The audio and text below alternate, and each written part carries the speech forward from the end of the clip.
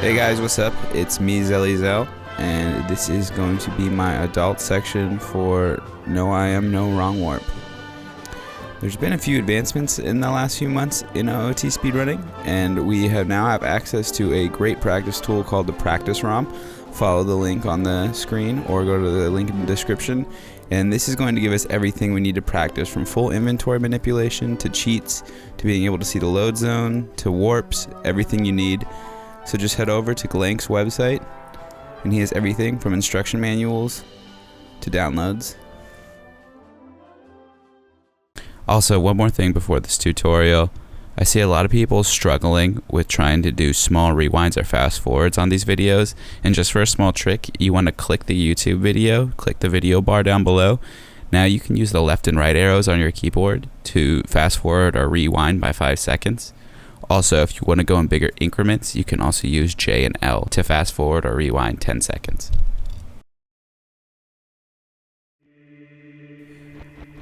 Alright, so after you get your Master Sword, you're going to end up in this room with Sheik. From there, it's pretty easy. You're just going to save warp out of there, and then you're going to restart on the other side of the door in the Temple of Time.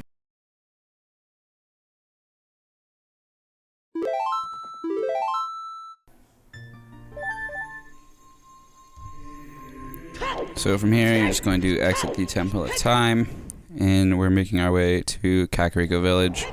Nothing fancy here. Except for you, because you're fancy.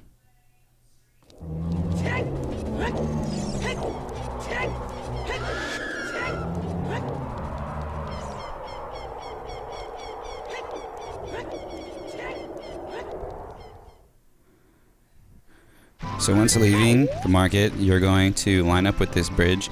Might be a little hard to see because it's a little dark, but when you're playing, you'll see it. It's pretty easy to line up with.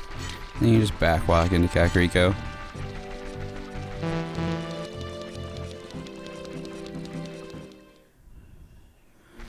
Alright, so now we're just making our way to the graveyard. And just follow this movement to the graveyard. Nothing crazy.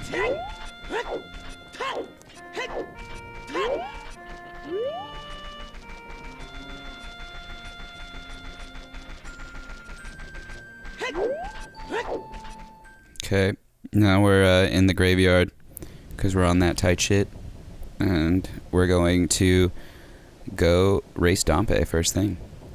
Because fuck that guy.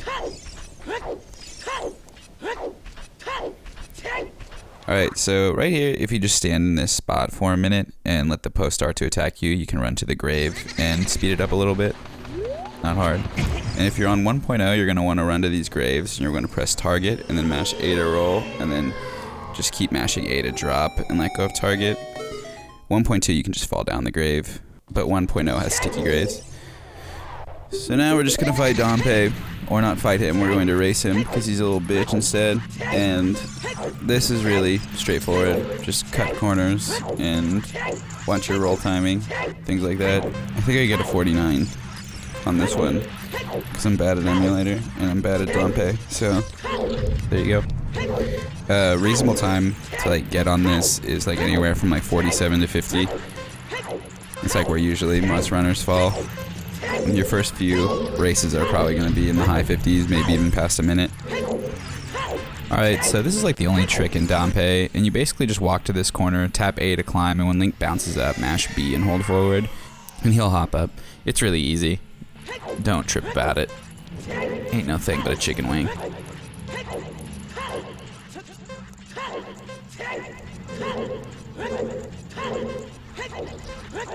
Alright.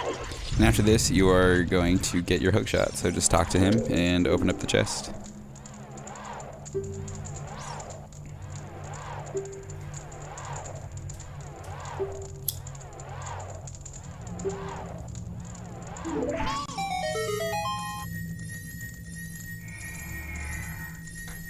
Don't slash the chest.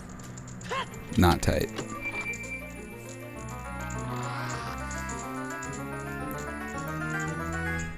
So once you get your hookshot, what you're going to want to do is you're going to want to turn around and target the chest. And then you're going to want to flick right, shield turn right, or S turn right, whatever you prefer. And then you're going to target, and you're going to hold down to take like a step and a half. And then you're going to mash side hop left until you're in the air, and then just start mashing side hop right in the air. And what that will do is that will void you out and get crushed by the door without being stuck in that room behind dampe. And here it is in full time.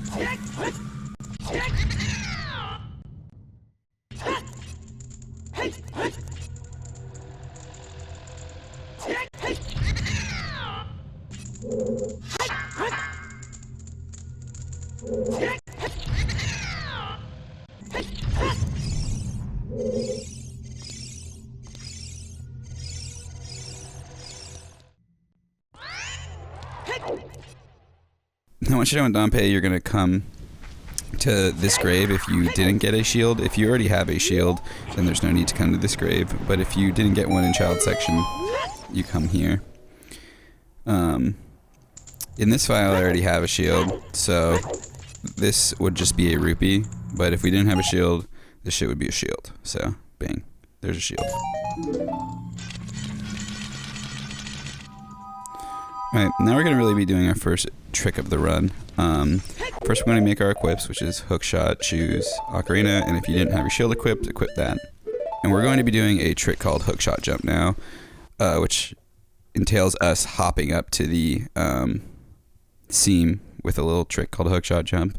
In order to do this, we're going to need to pull our hookshot out, and there's a couple ways to do that. The first being just push hookshot, and then mash A to exit out a hookshot and it's in your hand. Or alternatively, you can hold target, then hookshot and shield in quick succession, and you can quick draw. And that's probably the best way to do it. It's the least time consuming. So after you do that, you're going to want to come to anywhere on this wall. It doesn't matter. Like, it could be like anywhere. And you're going to want to target it, and then backwalk, make sure you're on the wall. And from there, you're going to want to side hop. And when you side hop, you're going to want to let go of stick and then mash A to do a side roll. And then you're just going to want to hold forward, and you're going to bonk like that. And while Link's getting up, you want to mash hookshot button, and it's going to send you into like a little like stuck camera like this. Now once Link's sitting here like this, his head's going to be bobbing back and forth. And basically you have to let it bob back and forth 3 times. And then you're going to push the hookshot button on a red dot frame. I'll show you in a second. But we're just going to wait. And so there's 1, 2, and then on this frame right here, we're going to push the hookshot button to shoot upwards onto the seam. And once you're in the air for a second, you're going to want to hold down. Don't hold down right away, or you'll go right past the seam and void out. And as opposed to it, if you hold it too late, you won't get on the seam. It's really lenient, so don't worry about it too much. Now, if you're not vibing on doing that unbuffered, you can always wait for that and then push pause on that frame to make sure you have it, and then unpause. And while the game's unpausing, press hookshot, and you'll also shoot up like that. If you ever miss the side roll and you do a forward roll, don't worry about like turning around and doing a bunch of setups. You can just do a backflip and then side hop and then go for it again. If you're ever early on the trick, this will happen if you push it. And if you're ever late, you're going to get like a little hookshot load noise. And then on the next one, you're going to get this spark. If you ever miss it, you only need to wait 2 more head turns as opposed to 3. So once I got that spark, that was 1. And then on this next one, I can go again and I'll be able to shoot up and get the trick.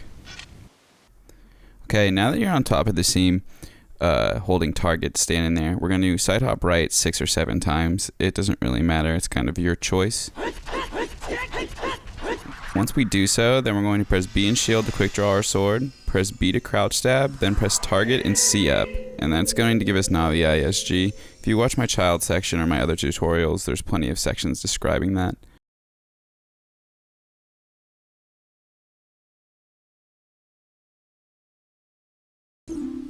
But now that we have that, we are going to exit out of this text and head to the corner. But if for any reason you lose ISG by pressing shield or slashing your sword, you can try and get it again if the Poe is down there, or if the Poe flies around, you can get Navi ISG again off the Poe again. If worst comes to worst, you'll usually have Navi, so in that case you can just crouch tab, press C up. Now that we've got our ISG, we want to come to this seam corner, and this seam corner specifically is probably the most notorious for getting stuck, so this is the one that you want to be the most careful on.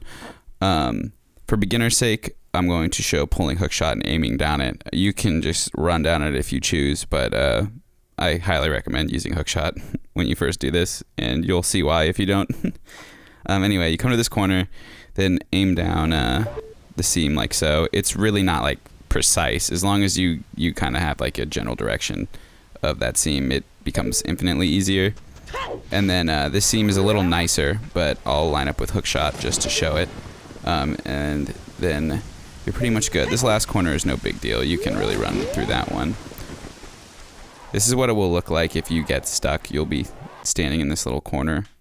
If you're down below, I recommend like backflipping up onto the seam, or if you're stuck up high like this, then aiming down the seam with your back and then backflipping is probably the best bet there. If you get stuck along like the broad side of a seam like this, go like a 45 to the seam and then side hop, and that should help get you unstuck. But hopefully that doesn't happen, because it sucks when that happens. But now that you're at the end of seam walk, you want to come to the middle of this little seam right here and get to the middle, and you can check with your hook shot or C up. And then once you're in the middle there, you want to turn right or left, and you want to side hop. And side hop into Shadow Temple. And the only things to watch out for here are if you go too far to the left or right and you side hop, you'll void out like this. And it's not fun at all, because when you respawn, you're going to have to basically do the whole hookshot jump trick again. The other thing that could happen is if you go too low on the seam when you side hop, you'll trigger the room, and that sucks. And you're basically going to have to do the trick again because the door's loaded. Either way, now you are in Shadow Temple. So the first thing you're going to want to do is either side hop and hook shot this, or just do normal hook shot, get over that gap, and then you just follow this movement.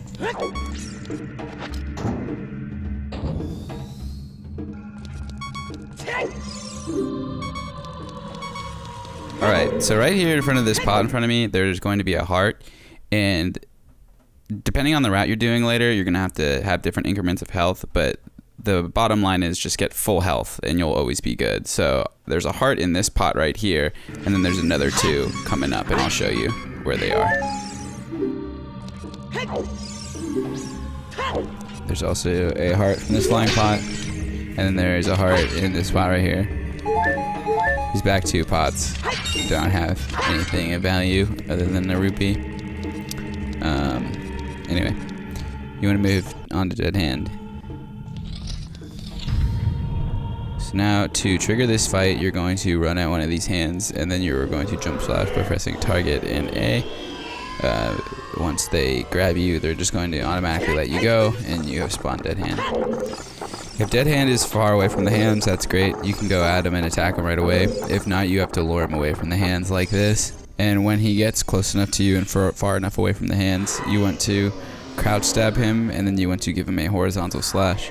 And then you want to run to a direction in which he moves away from the hands, basically. And then you want to target him, and then you want to focus on his arm. And on the second twitch of his arm, you want to jump slash him like this.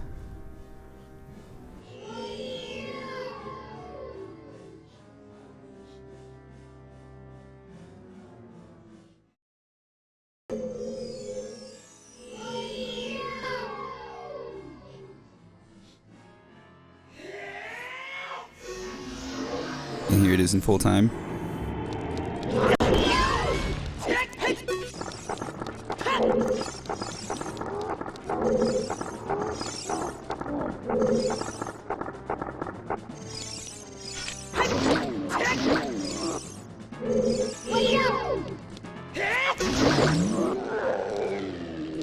If you ever fail the jump slash timing and you go early, this can happen.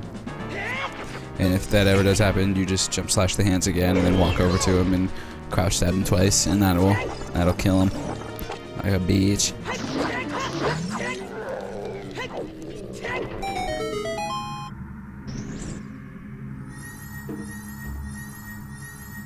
And then you get your hover boots.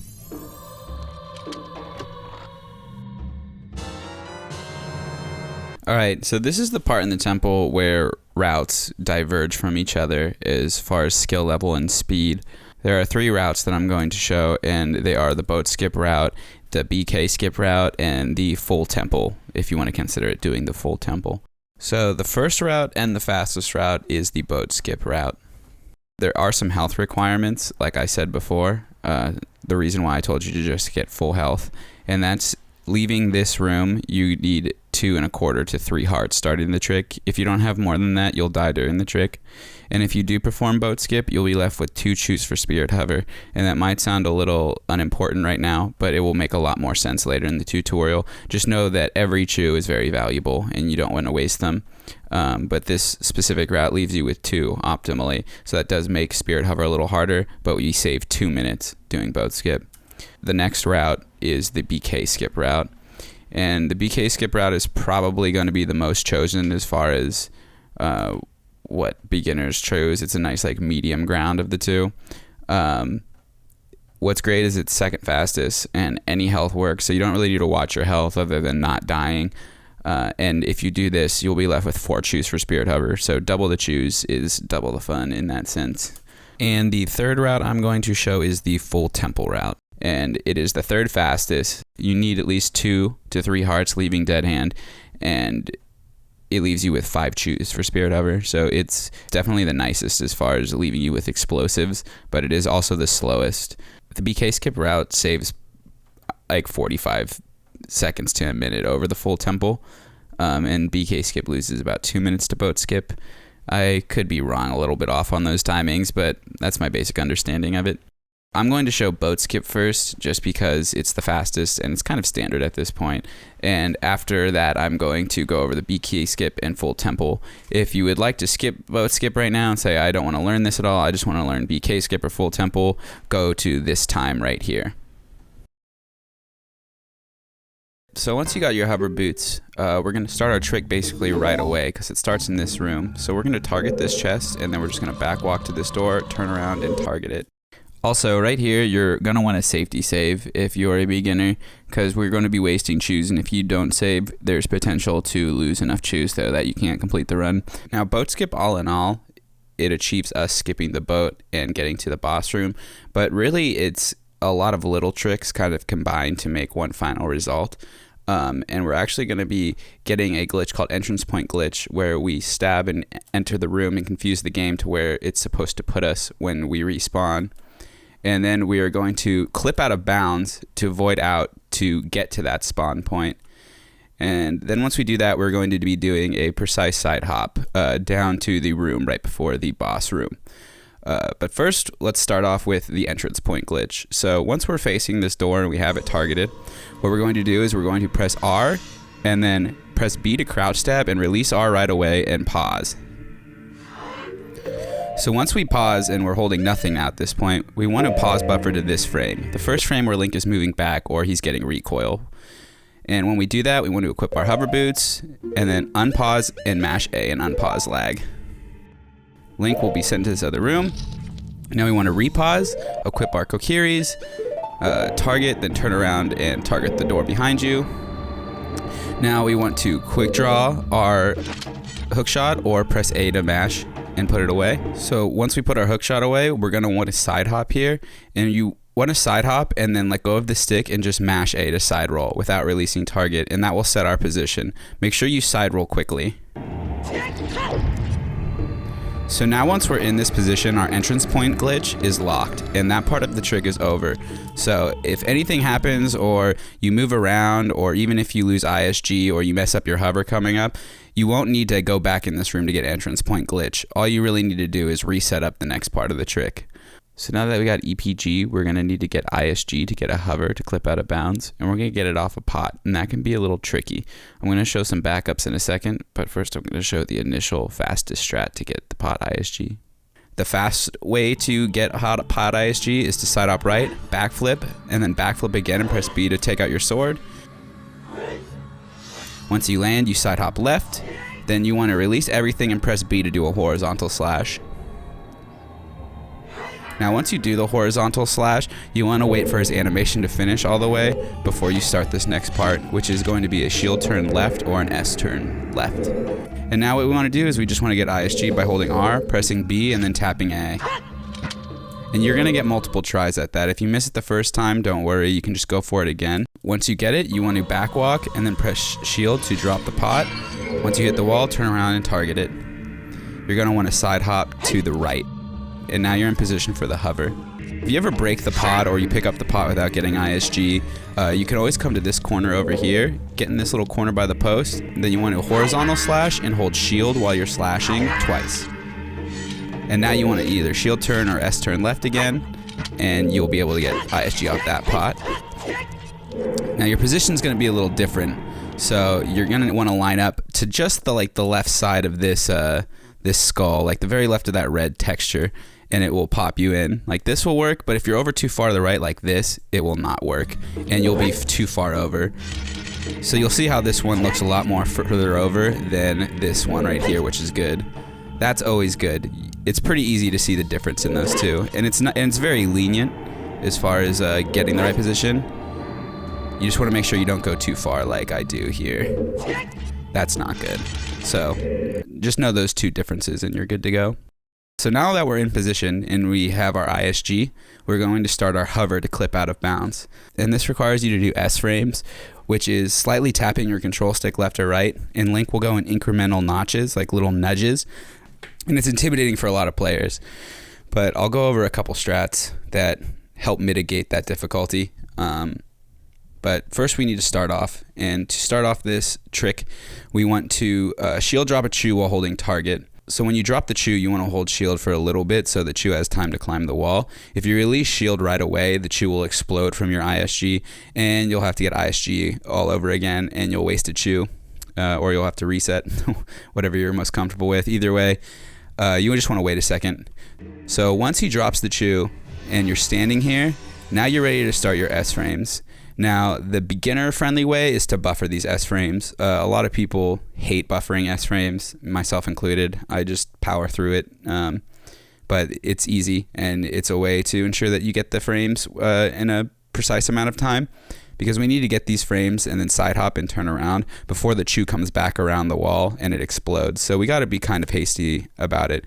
But to do the buffered method, we're going to let the chew hit the wall, let go of everything, and then pause. And now, while the game's paused, we're going to slide our controller slightly to the left, just slightly, like just a hair, and we're going to unpause and let a frame pass. Now, if Link doesn't start moving within a couple frames, push the stick a little further, and you'll see him start to move here. So there's one S frame, and then there's two S frames. So now that you have two S frames, in unpause lag, you want to target, and then as soon as the game unpauses, you want to side hop left. And now we're going to do a turnaround, and if you're more comfortable with ESSing down rather than left or right, now you can just do a full turn down. If not, you can always buffer the turnaround too by letting go of everything, pausing and then holding down for a frame. Link will turn around and then unpause and target, and you're in position for the chew explosion. Now this is what it looks like without pause buffering and doing it all in one motion. So once you turn around, you're going to want to pretty much wait for the chew to pass you on the bottom left of the screen. And you want to pause around the time it explodes. So you can see the chew moving down there. Anywhere around here is probably a good place to pause for beginners, so you don't go too far. The more you get accustomed to the timing of the chew will allow you to pause closer to the explosion time. But until you get used to it, pause a little earlier. So once you get to here, this is the first frame of explosion. And we want to go to one of the two frames after this. Either one works, the next frame and then the frame after that. But this is a good signifier that you're a frame away from the first working frame. Now you want to pause buffer to this frame is the first frame that works, and it's the first frame where the camera dips down. So this is the second frame of explosion. Now, like I said, the next frame works when the camera bobs back up like this, but for these purposes, we'll be starting on this one because the other frame has a different adjustment. What you want to do is pause here, and you want to equip your hover boots. Now, while the game is paused, you want to hold target, shield, and down. And when you unpause the game, in unpause lag, you want to press A to backflip. And then let go of down right after Link starts to backflip. And then you want to pause. So while Link's in the air, you want to buffer while holding shield and target until you get to this frame. Now on this frame, you can let go of shield, and you can keep buffering until the first frame Link's standing up.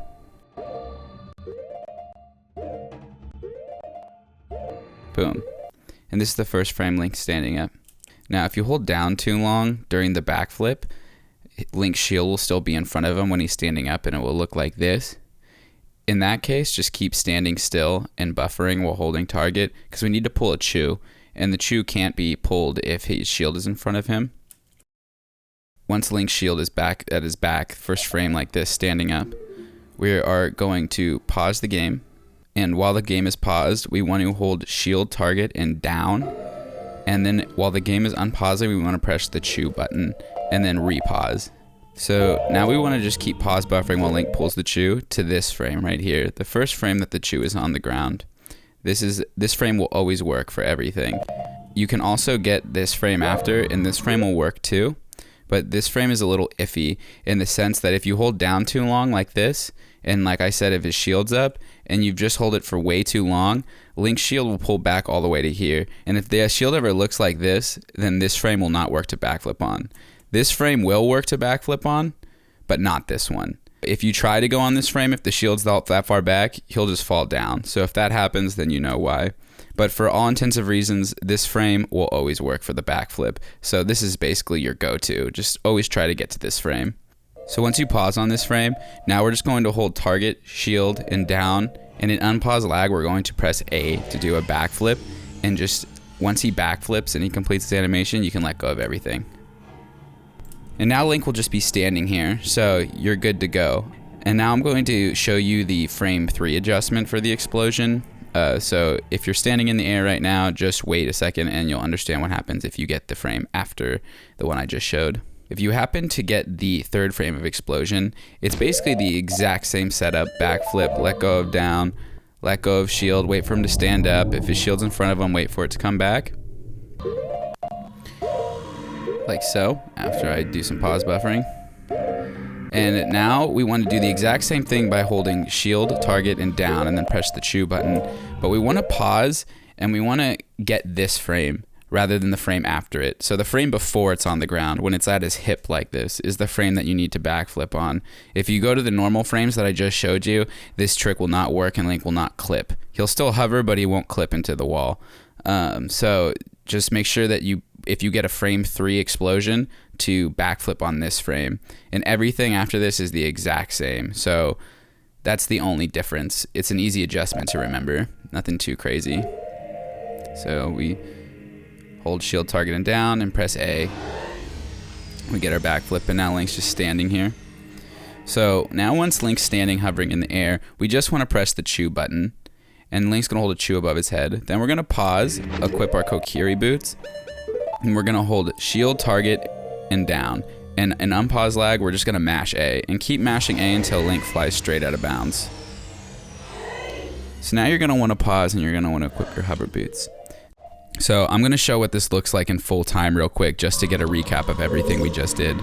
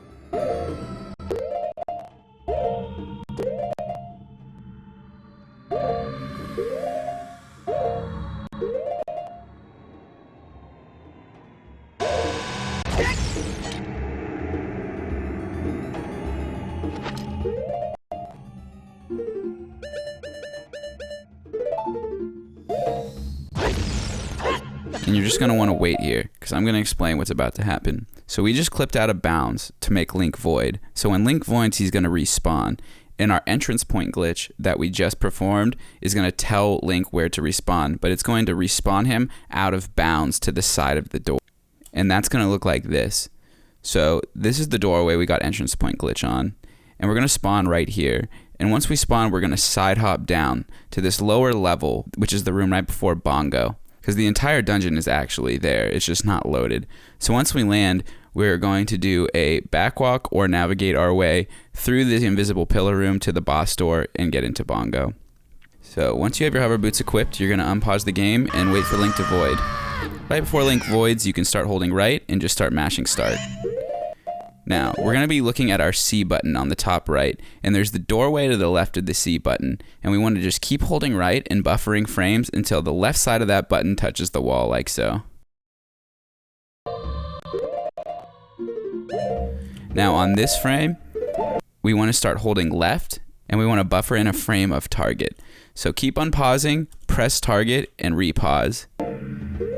Unpause, target, repause, and then this is the first frame of the side hop. The frame after this works for the side hop as well, but this frame also works. So on this one, to get a side hop, we want to hold up left, and then we want to press A and unpause lag while holding target. And then we want to just start holding down automatically. And you can pause right there so you can see what happens if you get the second frame. So if we get the frame after that, his head will be close. This will work too. Now you just hold left to side hop. So unpause, left target, and then A. And then you start holding down. Now, you're going to keep holding down, and this is the fast way to get across the room. I'll show an easier but slower method after this. But for now, we just want to straight hold down. And if you're paused, unpause the game and just hold down. And Link's going to start backwalking. So if you see his hovers under him, you want to wait for the second hover until right here when like Link's hands go up. And you'll start to anticipate it a little bit better. And at that moment, you want to switch from holding straight down to down left. And Link will start doing a side step like this. He'll start hovering, and boom, you're on the platform.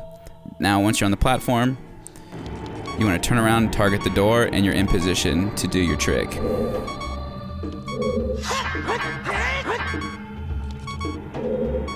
So what you're actually doing in that backwalk is when you land, you're actually in this room, and that's the room before bongo, and we're walking across these platforms that are invisible. You can see these temples and I can load these rooms at my will due to the practice ROM that I've mentioned. And once again, it's such a huge improvement being able to see the rooms you're in and being able to load what rooms you can and can't see. But that being said, the backwalk actually looks like this is what we're doing. We're backwalking up this platform. We're hitting this platform at the very end, and then we're just doing a little diagonal walk to the other side of the room to add more perspective on what's going on there. And I'll play it in real time for you so you can see what it looks like.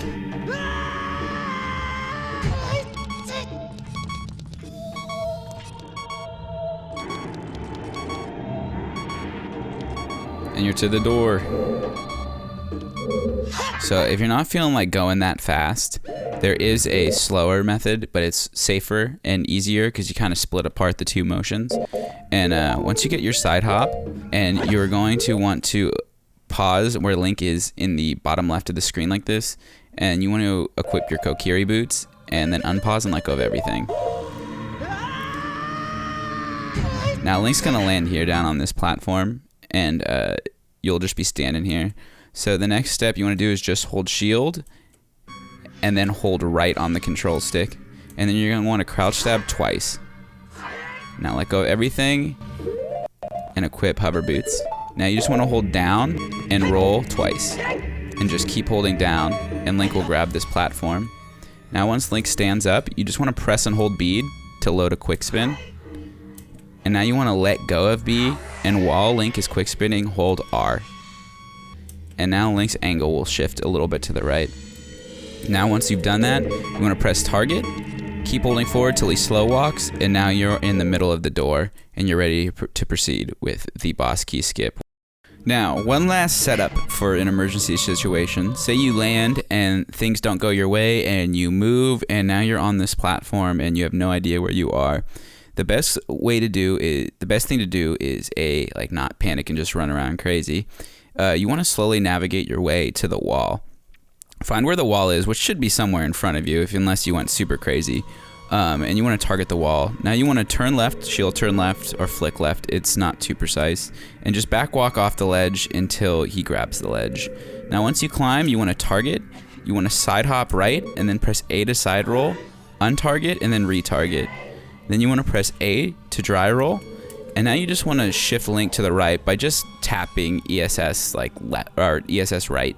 It doesn't matter how many frames, as long as Link goes more than one frame to the right, just one little bump, 5 ESS frames, 6, it doesn't matter. Then you can repress target, and you'll target this door. Now you're in the middle of the platform again, so we kind of know we can catch our bearings a little bit. So now we just want to turn around by shield turning down or S turning. And now we want to do one S frame to the left, which can be a little tricky. You just got to get used to what an S frame looks like. And then you're good to go. Now you just equip your hover boots and hold forward, roll twice, and it's the exact same setup as the one I just showed you from there.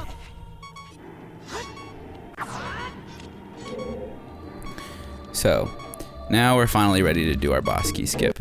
So what's going to be happening with the boss key skip is we're going to be dropping a chew, and then we're going to be climbing a ledge, holding left, and we're going to be rolling, and we're going to be clipping into the side of a ledge while the chew explodes, blasting us up into the loading zone. And it's going to look something like this. You can see that green area is the loading zone, and it just barely taps us up into the loading zone. But in order to perform this trick, what we're going to do is we're going to come to the door that the bongo's boss door, so the far wall, and we're going to unequip our hover boots if they are equipped, and we are going to target the wall, and we are going to press B twice to do 2 vertical slashes. Now we're going to S turn, shield turn, doesn't matter, to the right, and then back walk off the ledge. Climb the ledge and let go of everything. Now you want to retarget and then press the chew button. And when the chew's above your head, you're going to count to 3 flashes. And on the 3rd black frame, we want to pause.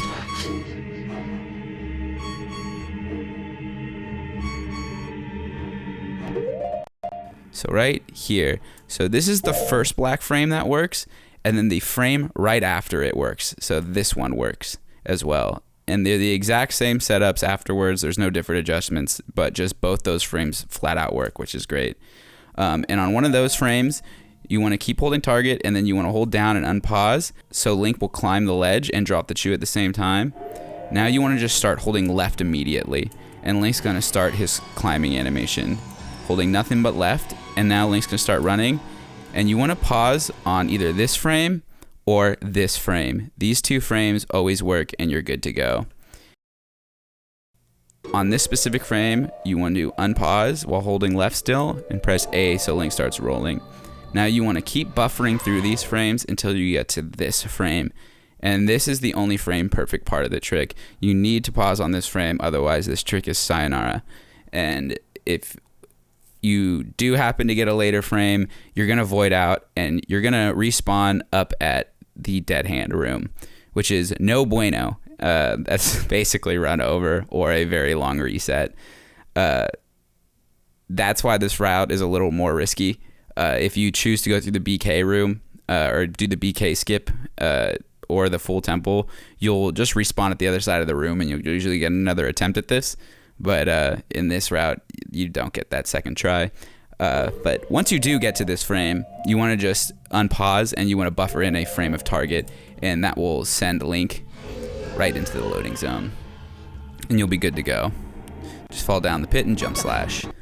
So now that we're in Bongo, all the fights are the same no matter what route you take. So at this point, I'm going to go back to where we got hover boots, and I'm going to cover the rest of the temple all the way through, from skipping the boss key to getting the boss key and all the strats in between it. So if you want to just skip right ahead to the Bongo fight and you're like, I'm never going to do full temple, I just want to do the fastest strats, you can go to this time, and that's where the Bongo fight will start. Alright, so if you chose not to do boat skip, then we'll be going through the temple. We'll be taking the long way. It is easier, so you're just basically going to follow this movement through catacombs, and we are going to be making our way to the truth spinner.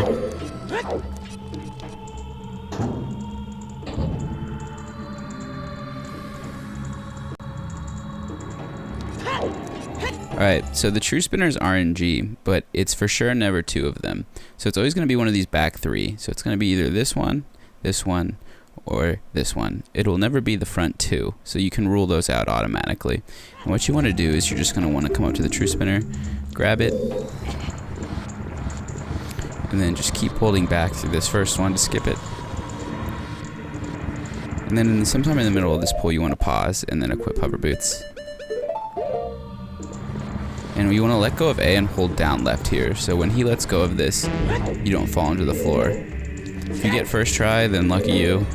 If not, just keep pulling and rinse and repeat till you get the correct post. I unfortunately got third try. Don't bonk there. Not tight.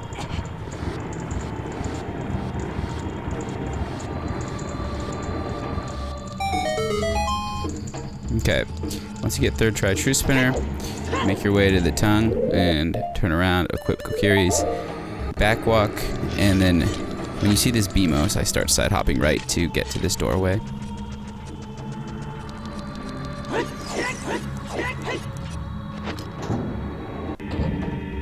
Okay, so now just follow this movement for this rupee route in Shadow. This is pretty straightforward as well. You can really hookshot this block like anywhere and you'll climb it.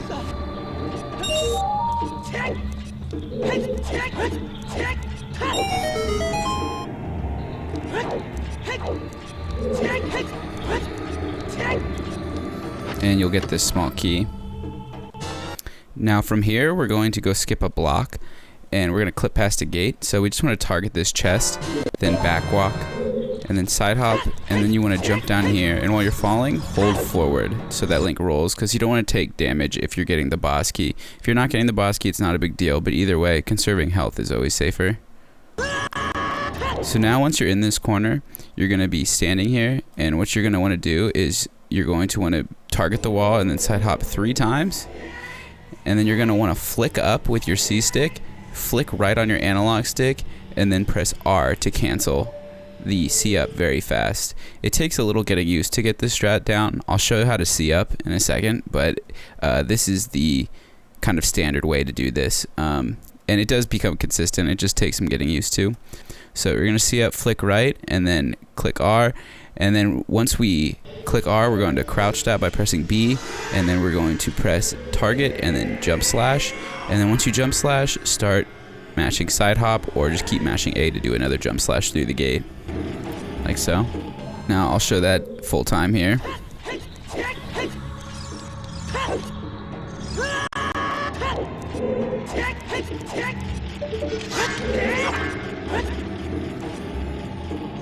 Now alternatively, you can do the exact same thing and you can just C up, and you can move your sword button to along this texture where it starts to get a little darker. I'll zoom in to show it. And this will also work. So once you get this angle, you can just press R, then crouch stab, and then jump slash and side hop out of there. Once you land down here, you can either take the safe strat, which is hookshotting this little ladder right here, and then jumping on the boat and playing Zio, or you can take the risky way, but the faster way, by grabbing this wheel and making your way up here. The only risky part about grabbing that wheel is if you ever miss that wheel, you go into this void, you will spawn back up here and you'll have to do the gate clip again, which sucks. Either way, you play your song, you rock out, and then you ride the boat. The boat that you should be skipping. Just kidding.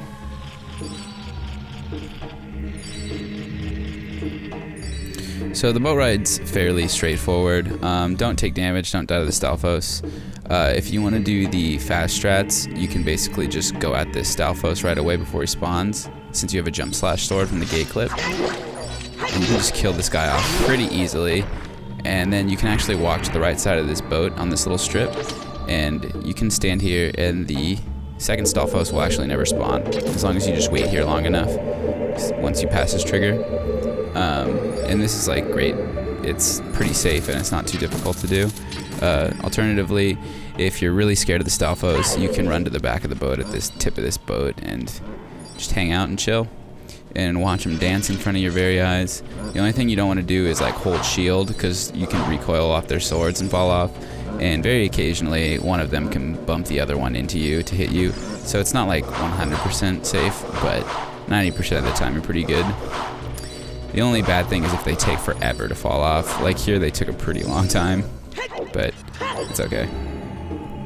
So once you get to the end of the boat ride, you're going to want to jump down here. Now, there's going to be a couple ways to get across this chasm that's behind Link, and the fastest way is a megasidehop, and then you hover across, and that would be over by the door at the other end of this little strip of land. But there's also another way, and that's dropping the pillar, and this is a little safer, but it is slower. But it just depends on how confident you are in your megasidhops. I suggest learning both strats and seeing which one you're comfortable with. But if you are doing the easier one, then this is the time to do it. I want to come to this wall. You're going to want to line up with this little crack above Link's head. See how that like line ends and drops off right there? And you just want to stand right there, and then you want to let go of everything, and then you want to press B and hold B to charge a quick spin. And then you're going to release B, and in the middle of the quick spin animation, you're going to hold R to shift Link's angle to the right a little bit. Then you're going to press target, and then side hop right once. Now you're in position to drop the chew. So all you have to do is keep holding target and then shield drop the chew by pressing chew and shield instantly. And that will drop the pillar. It's a very easy setup, and it's pretty unmissable. Save your chews, waste some time.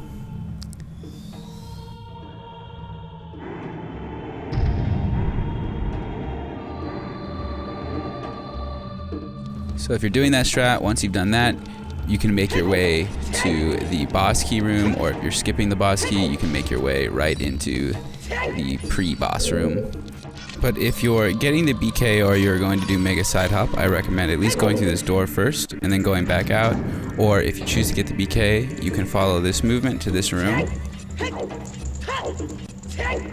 Go through this door. Now there's these wooden spikes that are closing in on you, but if you stand by this opening hole, but if you walk in quick and you go to this hole and slash your sword in a timely manner, you'll wake this re-dead, and he's going to freeze you, and he's going to put you right through this wall. Now, as you can see, I lost 3/4 hearts of damage during that, and that's why I say you need to be at least 2 hearts of damage if you want to get the BK, because you're about to void out after you get this boss key, and you're going to lose a heart. So you'll be left with 1/4 heart of damage if you went in with 2 hearts. If you went in with 3, you'll leave with 1.25. So that's always nice. Now you just want to mash B out of this text to kill this re-dead. And you can either wait to void, or you can go for SVA party strats by holding shield and target and side hopping into this fence like a gangster. So after you do that, then you just leave this room and make your way back to where you came from.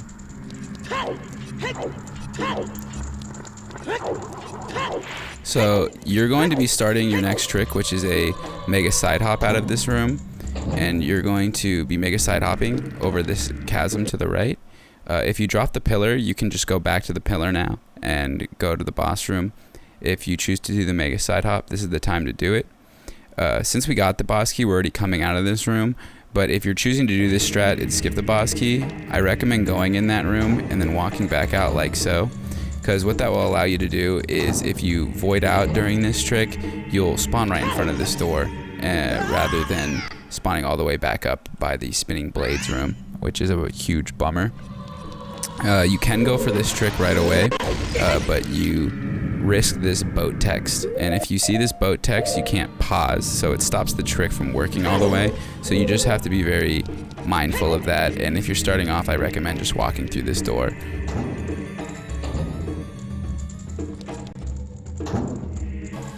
So once you walk out of this door, you're gonna go come target these horns in this general area. It's not very precise, and then once you're standing there, you're gonna target it, and once you target it, you're going to pull a chew, and then you're gonna shield drop it, and you're gonna turn left.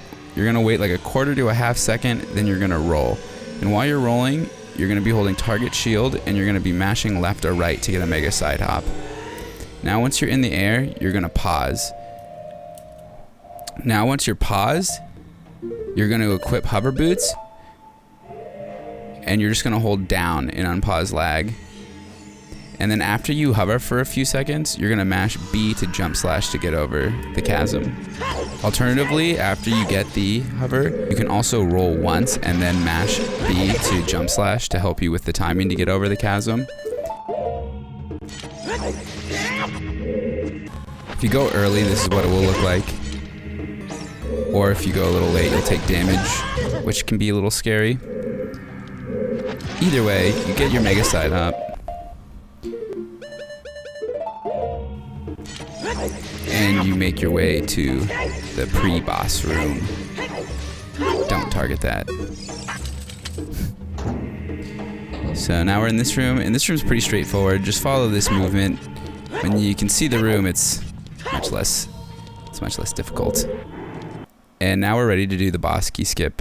I'm going to be going over this again. I go over this in the boat skip route, but I'm just going to be going over it again here because the trick is just a little different when you're able to see it. So I'm just going to run through the steps so that you guys understand how to skip the boss key if you want to. If you went and got the boss key, you can easily just press A and go in the door. So that's the easy way. But if you're doing the boss key skip, you're going to want to come to the center of this door and unequip your hover boots.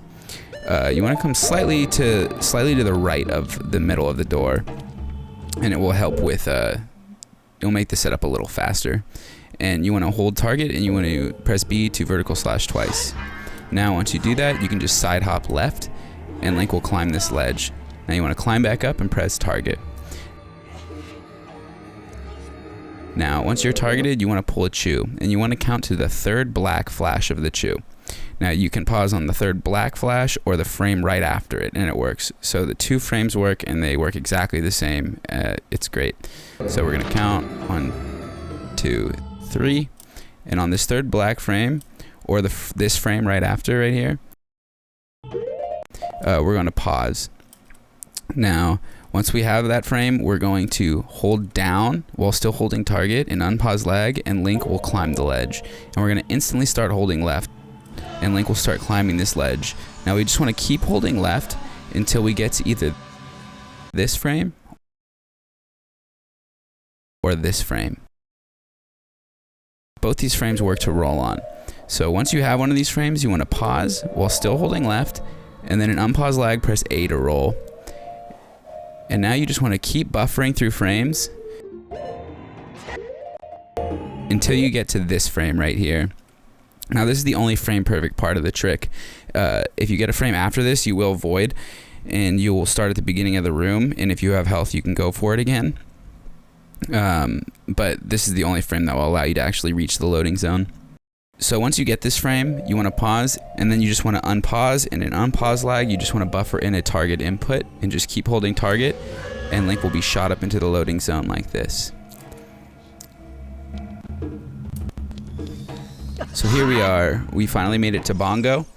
This is where all the routes converge, so now everybody's back on the same track. So you just want to jump in that hole, and you want to jump slash. And you wait for Bongo to arrive to the party. So right before this boss starts, you want to start holding down on your controller. That that stops Bongo from doing some crazy movement where he circles around you and just locks him in place instantly. So once the fight starts, you'll hold down, and once you hit the ground, you're going to want to land. Then you're going to want to get Navi ISG by crouch stabbing, then tapping target, and then C up in quick succession. Like that. Now once you get Navi ISG, you want to untarget Bongo and pull your hookshot, and you want to shoot his right hand, then his left hand. Then you just want to backflip to pull your sword, and you wait for him to run into you.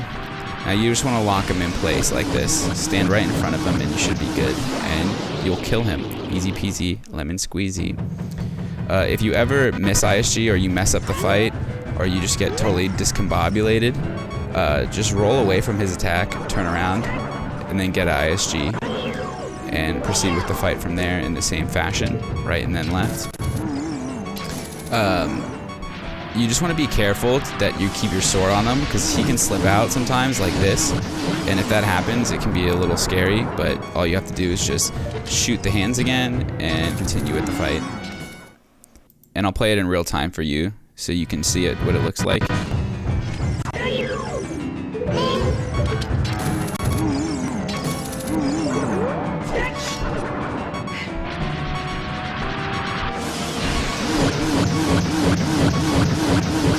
So now you want to pick up this heart piece. You don't need to, but trust me, you're gonna want to. So pick that thing up and head into the warp. And I already have the medallion in this file, so I'm not gonna see the cutscene, but you'll see the cutscene and you will start off right here. So now we're done with Shadow Temple, and we are going to be making our way to Death Mountain. So just follow this movement, basic overworld stuff here, nothing crazy.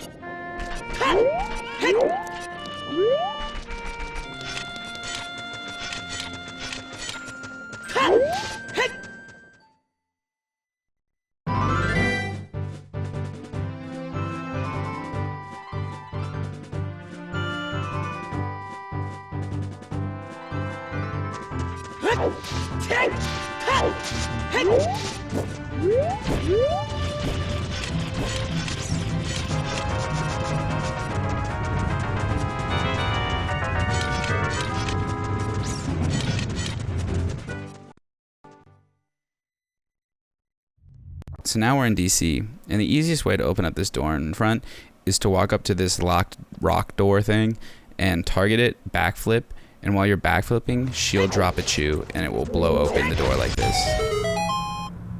If you want to go for the fast method, just roll once, shield drop a chew while running, and then mash B. And that will save you a little time, and it will also guarantee you making this pillar cycle that we're about to jump on top of. So once the cutscene finishes, just hold forward, talk to Navi here, and then you're going to go on the front stepping stone pillar thing, and then the right one. And that's the pillar cycle I'm talking about. And now we just go push this button. And make our way to the door we just unlocked.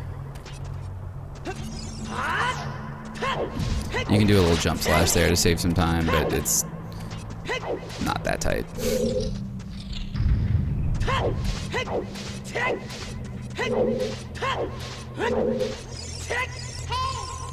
So stand right in the middle of this pillar, backflip and drop a chew. Backflip and shield drop a chew, I should say.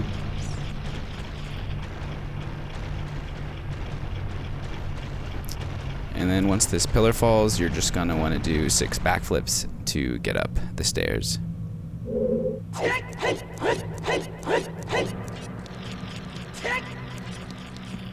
Follow the movement as such.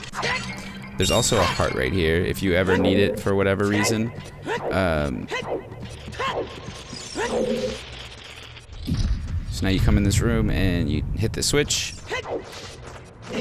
Now you jump off this pillar, hold forward till you start rolling, release it, and then press A so that you don't bonk this door.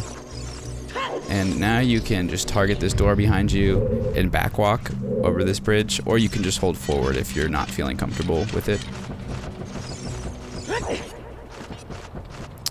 So now we're just going to do a little bit of a movement time saver.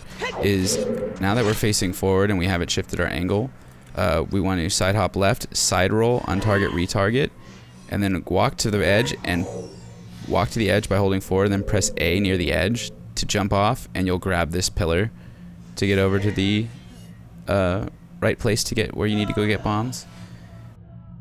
Alternatively, if you mess up or whatever, you can just go up and get it again from the ladder.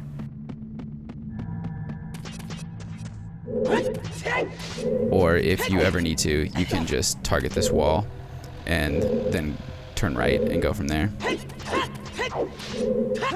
But it's super easy.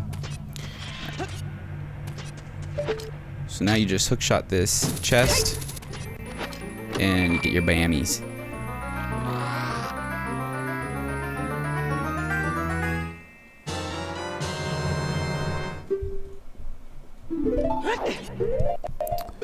I usually equip bombs right away to prevent me from dropping a chew by accident and wasting the valuable chews that we've been trying to save. And we just leave DC. We are done with this dungeon. So now we're just gonna head all the way up to magic. So just follow this movement and you're good.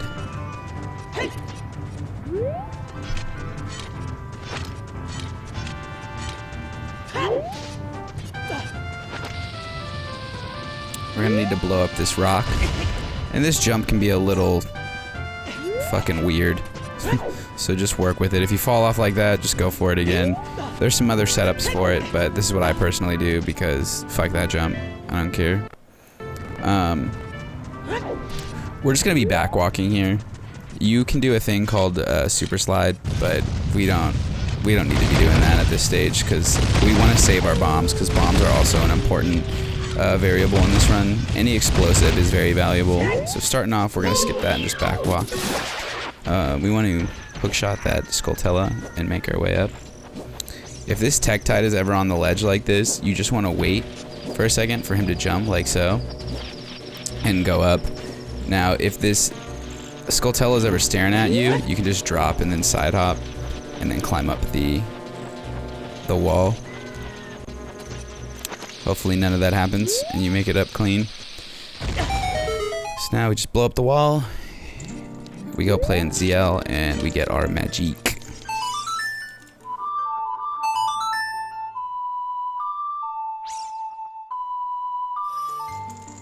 Now we just backwalk out of there.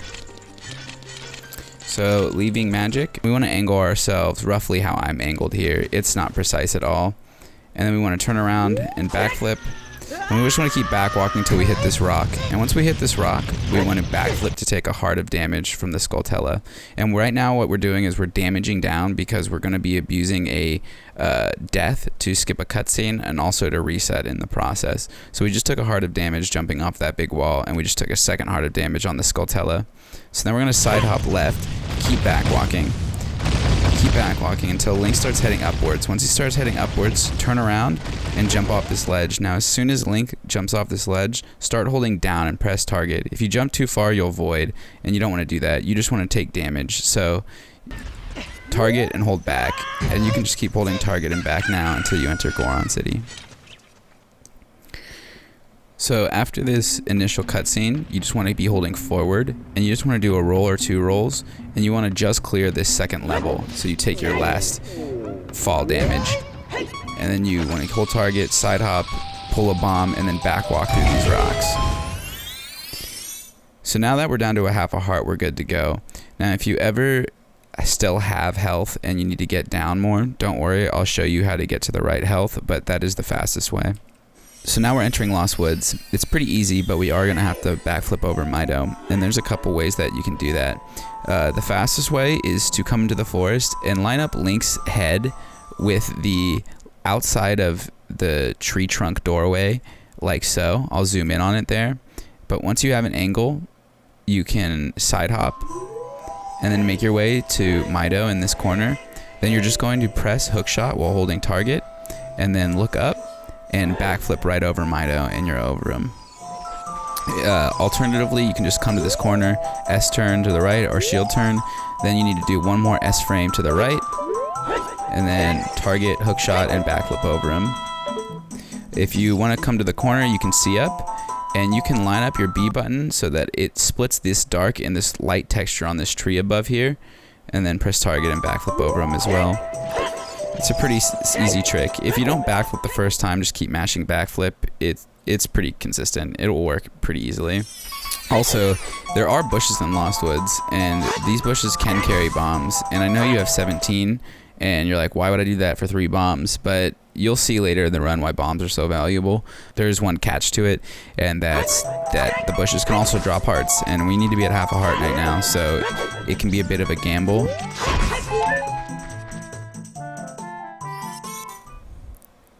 Anyway, I'll show that in full time.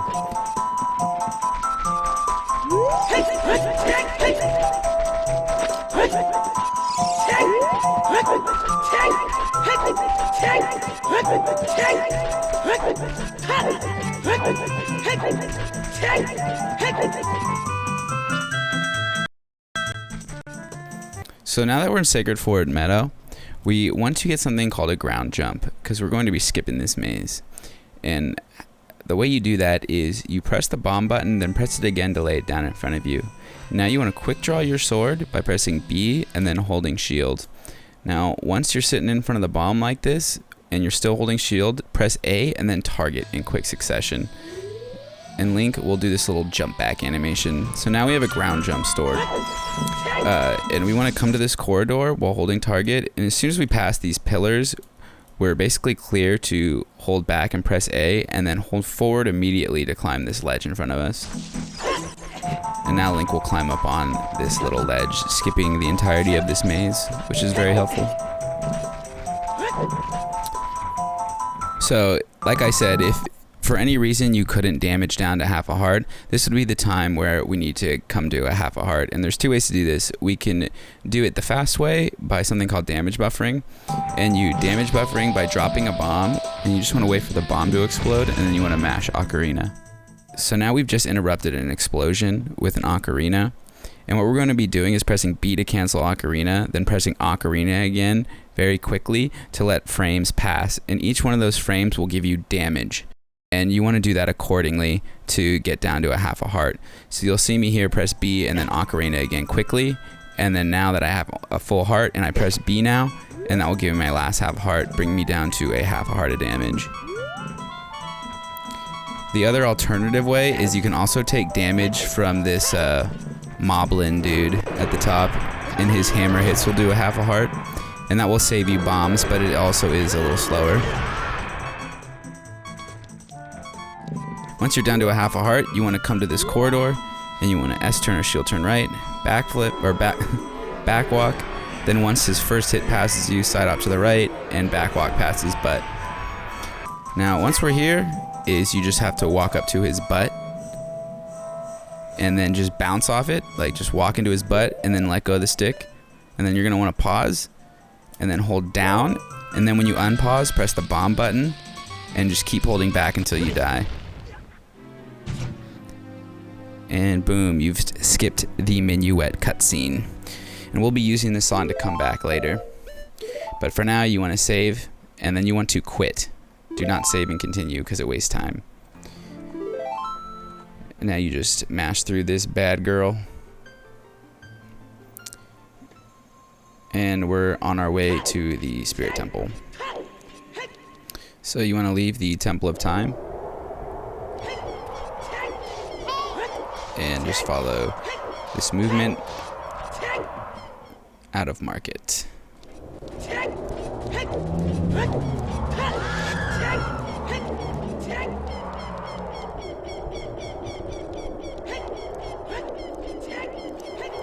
Alright, so now that we're in field, we're going to perform a super slide.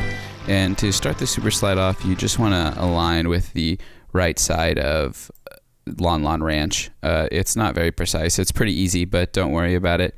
There's a lot of ways to super slide in this game, and I'll go over some more, or show you where to go to view some more super slide setups. I'm going to go over the most basic one just to get you started.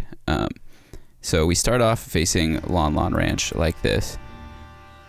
Turn around, and then we want to side hop right, and we want to shield drop a bomb by pressing bomb and shield, side hop left, shield drop another bomb, backflip, then we want to shield flick and roll once. Now we want to hold target and shield and wait for the first bomb that you dropped, and when it's about to explode, you want to mash A while holding target and shield, and you'll be sent flying backwards. Now just keep holding shield and you can release target and you have a super slide. Now this is what it looks like in real time, so you can get an idea of what it looks like.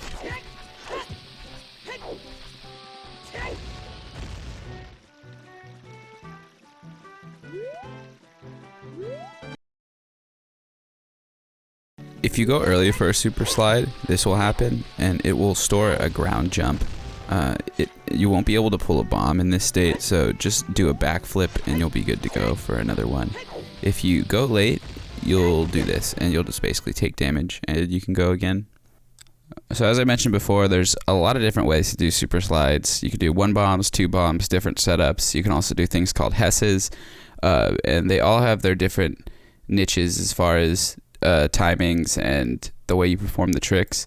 If you want to learn more setups and different variants, you can go to my MST adult section and go to the explosive trick lesson at 106.48, or alternatively, you can go to YouTube, click show more, and you can scroll down to these timestamps, and right here is where the explosive trick lesson is.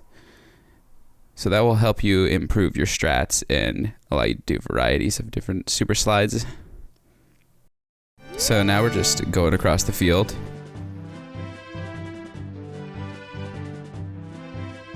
And we want to keep holding our super slide, so just keep holding R until you hit this pillar right here.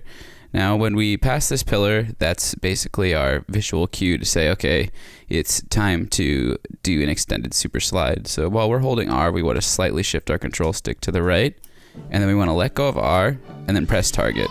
And now we're doing an extended super slide. And this allows us to get to the loading zone quickly off of a super slide. And we just want to angle ourselves like this, and we can let go of target and repress target to just keep giving ourselves a steeper angle and get in the loading zone. If you drop it, don't worry, you can just roll the rest of the way, it's not that much slower. Or if you're low on explosives and you really want to farm bombs, you can come to these rocks and farm these to see if they'll give you any bammies. So now that you made it to Gerudo Valley, we're going to be skipping a bridge. But first, once again, if you do need to farm more rocks, you can always farm these rocks under this bridge. They also have a chance to drop bombs. So once you do all that, now it's time to go skip the bridge. And I'm going to show you a couple ways to skip this bridge. The 2 most common beginner strats are doing a megasidehop or doing a super slide. I'll show the megasidehop first because it's 1 bomb and it's easy. So you just want to come to the top of these steps. Anywhere in this range is fine. It's not a very precise trick as far as positioning. And you want to do a megasidehop by holding target, shield dropping a bomb, backflipping, and when you land, shield flick. Now wait for the bomb to explode, and right as it's about to explode, you press A and then mash side hop left or right, like we did in Shadow, but this time we're doing it with a bomb. We want to pause while we're in the air, and we want to equip our hover boots. Now we want to hold down while we're paused and unpause the game and just keep holding down. And we get across the bridge. Now we just back walk to the loading zone.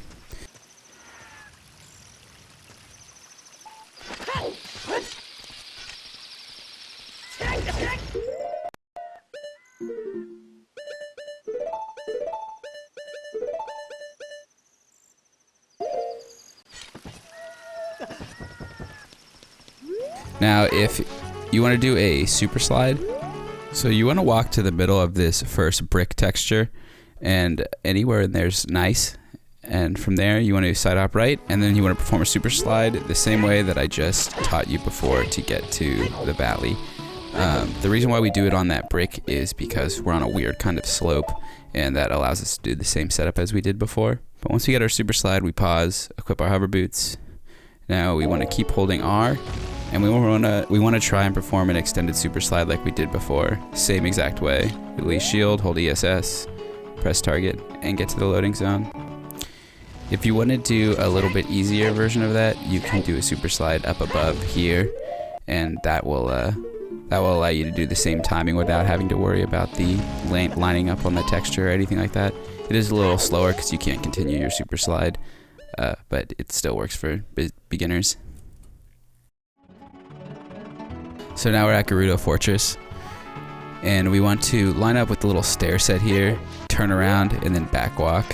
And we just want to side hop up the stairs and get caught as fast as possible.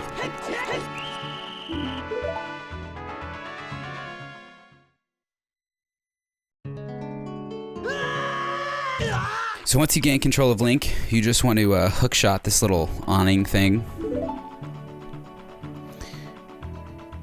And when you land, you want to line up to the very right side of this little strip of land here. Anywhere in there is fine. Now you want to target the wall and you want to turn around. Now you want to pull out your hookshot and aim at this little corner right here. You want to shoot it with your hookshot and you'll be clipped through the floor.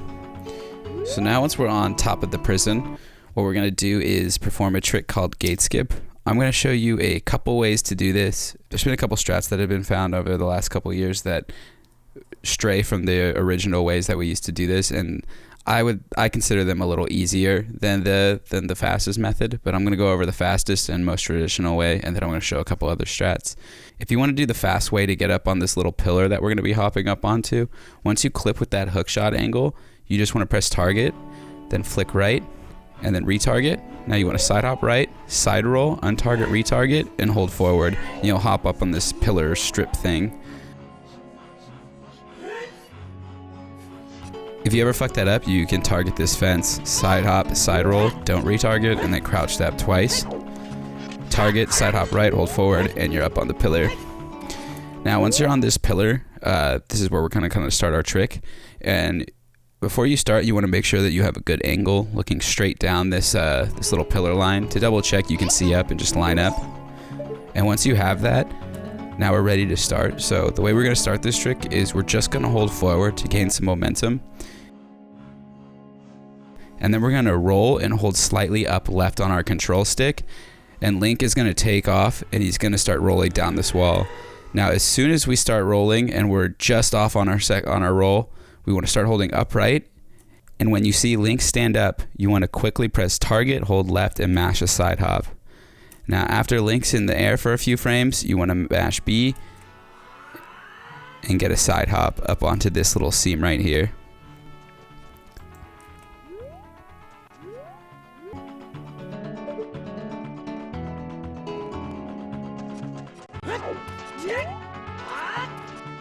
And here you go. Sometimes when you do this, you'll end up on this lower seam and you won't be able to walk up, but that's no big deal if that happens. All you have to do is just walk slowly up this, and when your hovers activate, hold left and it will pop you up on that first seam.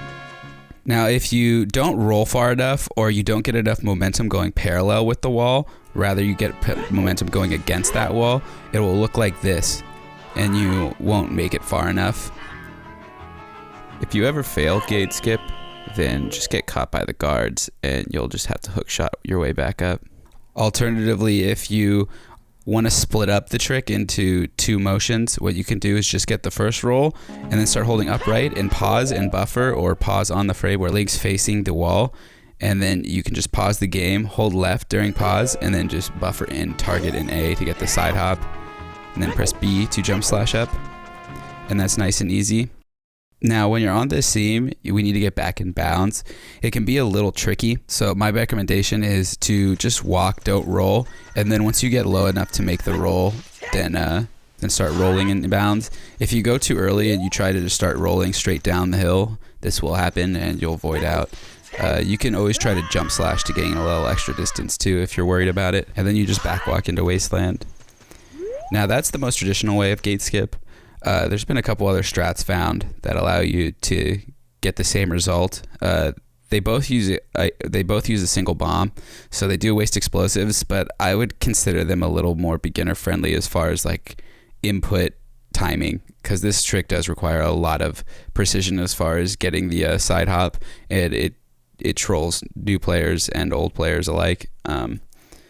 So the next strat I want to show is a megasidehop strat. So once we clip up through the prison, we just want to walk over to this little texture over here. And anywhere like this brown texture, this positioning is not very precise. As long as we line up anywhere in this little brown textured area, we're good. We want to target the wall and we want to turn around. Now we want to side hop right, side roll, untarget, retarget. Now we want to shield turn around. And then we want to do a mega side hop by instant shield dropping a bomb, rolling, back flipping, and then shield flicking. Now when the bomb's about to explode, we just mash A while holding target and shield to roll, and then we start mashing side hop right. Now we want to pause in the air like we did for the bridge skip in Gerudo Valley. We want to equip our hover boots. Now before we unpause, we want to hold target and we want to be holding up. And as soon as Link lands on the floor, we want to start holding up left. So we're holding up, and as soon as he lands, we're switching to up left while still holding target. Link will clip out of bounds, and then Link will clip back into bounds, and boom, we're at the gate. Now the timing for this is much more lenient, and it's easier to get down than the other form of the gate skip.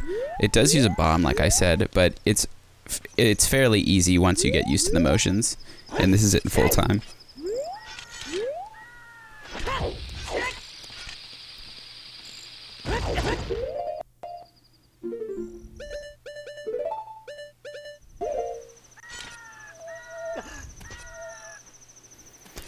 And the third and final gate skip I'm going to show is another version of the mega side hop. This one doesn't require you to equip hover boots, although I'd recommend equipping them after you finish this trick anyway, because you're going to need them for Wasteland as a beginner.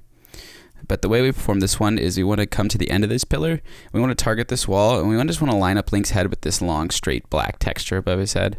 And once we have that, we want to backflip, and we want to pull our hookshot, and now we want to line our hookshot up just to the left of the red dot is meeting with the end of the pillar texture, like right here. And then once we have that, all we want to do is exit out of hookshot and shield turn down or S turn down. And we want to shield drop a bomb and backflip, and then we want to roll. And then now we want to wait for the bomb to explode and perform a mega side hop right like we have before. In the air, all you want to do is keep holding target, and then you just want to start mashing side hop left. And once Link does 3 side hops, you just want to backflip, and you're on the seam, and we're up there. Now, without hover boots, coming down this seam isn't too bad. You can side hop in bounds, but I would honestly just recommend equipping hover boots here and rolling like you have before, because you're going to need them for Wasteland to get across this quicksand coming up. Alright, so now we're in the haunted Wasteland. And I'm going to pause right here because recently we've had some good advancements in OOT, and with help from the practice ROM, this section of the run is now infinitely easier for beginners to learn. I've seen so many beginners have their runs get destroyed in Wasteland because they're not used to where the void out zones are and the look of it. So what we can do now with the practice ROM is once we activate it, we can go to scene and then go to collision view, and we just activate collision view. And now, as you can see, the entire Wasteland has changed, and we can now see the red zones are the void out zones and the green zones are the loading zones. So this obviously changes a lot, and it allows beginners to see those void out zones, and it allows them to get through the Wasteland and craft their own strats and their own ways of movement to really understand how to get through it efficiently. And I'm going to go over the average way that people usually go about it, or the way that I learned when I first started. You first want to start off and just walk forward, and then you want to back walk across this sand. And you have to do this with hover boots on. You'll sink if you don't. And then once you get across there, you just want to follow this line of posts. You want to go past this sign post and then get to this post. Now the way I learned this is stand just to the right of this post, and then I usually line my magic bar just to like the left of this post right here. And it's not like precise at all. You can really aim it like anywhere in that general area, and it's pretty solid. And then I would just turn around from here and I'd back walk. You can also unequip hovers here.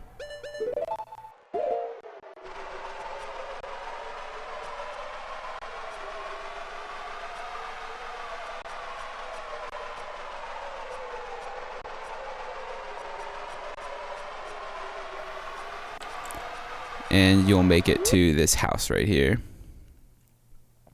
Now alternatively, you can just follow these flag posts. Right now it looks insanely easy, but in real game this is a lot more murky and it's harder to see where you're going, so you can always follow those flag posts. If you ever need to, you can quick spin and it will illuminate the flag posts a little bit for you.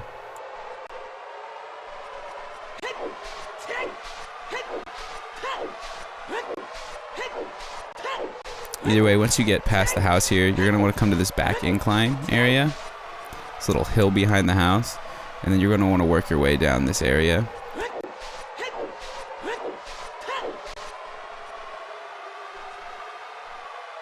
And this seam right here is a big seam. When I get to the real replay of what it looks like in game, I'll point an example of where this seam is, because this is actually a very important seam and it's an easy spot to get lost, but we'll come back to that. So you just want to keep making your way up this hill. You want to go to the top of this hill, and then you want to work your way down. Now right in front of me, you'll see a little V texture, and you just want to aim your body down that V texture, and you can either backwalk or just keep rolling straight in that line.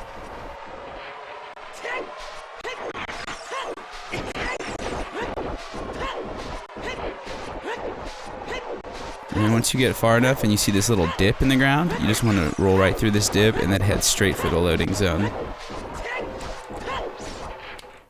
So now I'm going to show what this looks like in the real game, and you'll see that it looks a little more murky and it's a little harder to differentiate where the loading zones are, but I'll talk you through it once again. So we start off and we turn around and backwalk.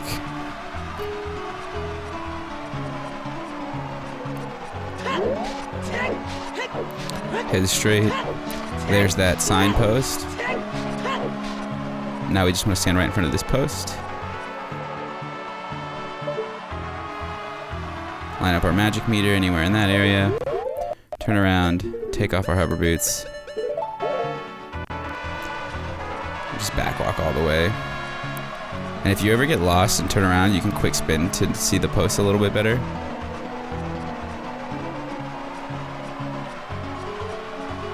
But now that we get past this house,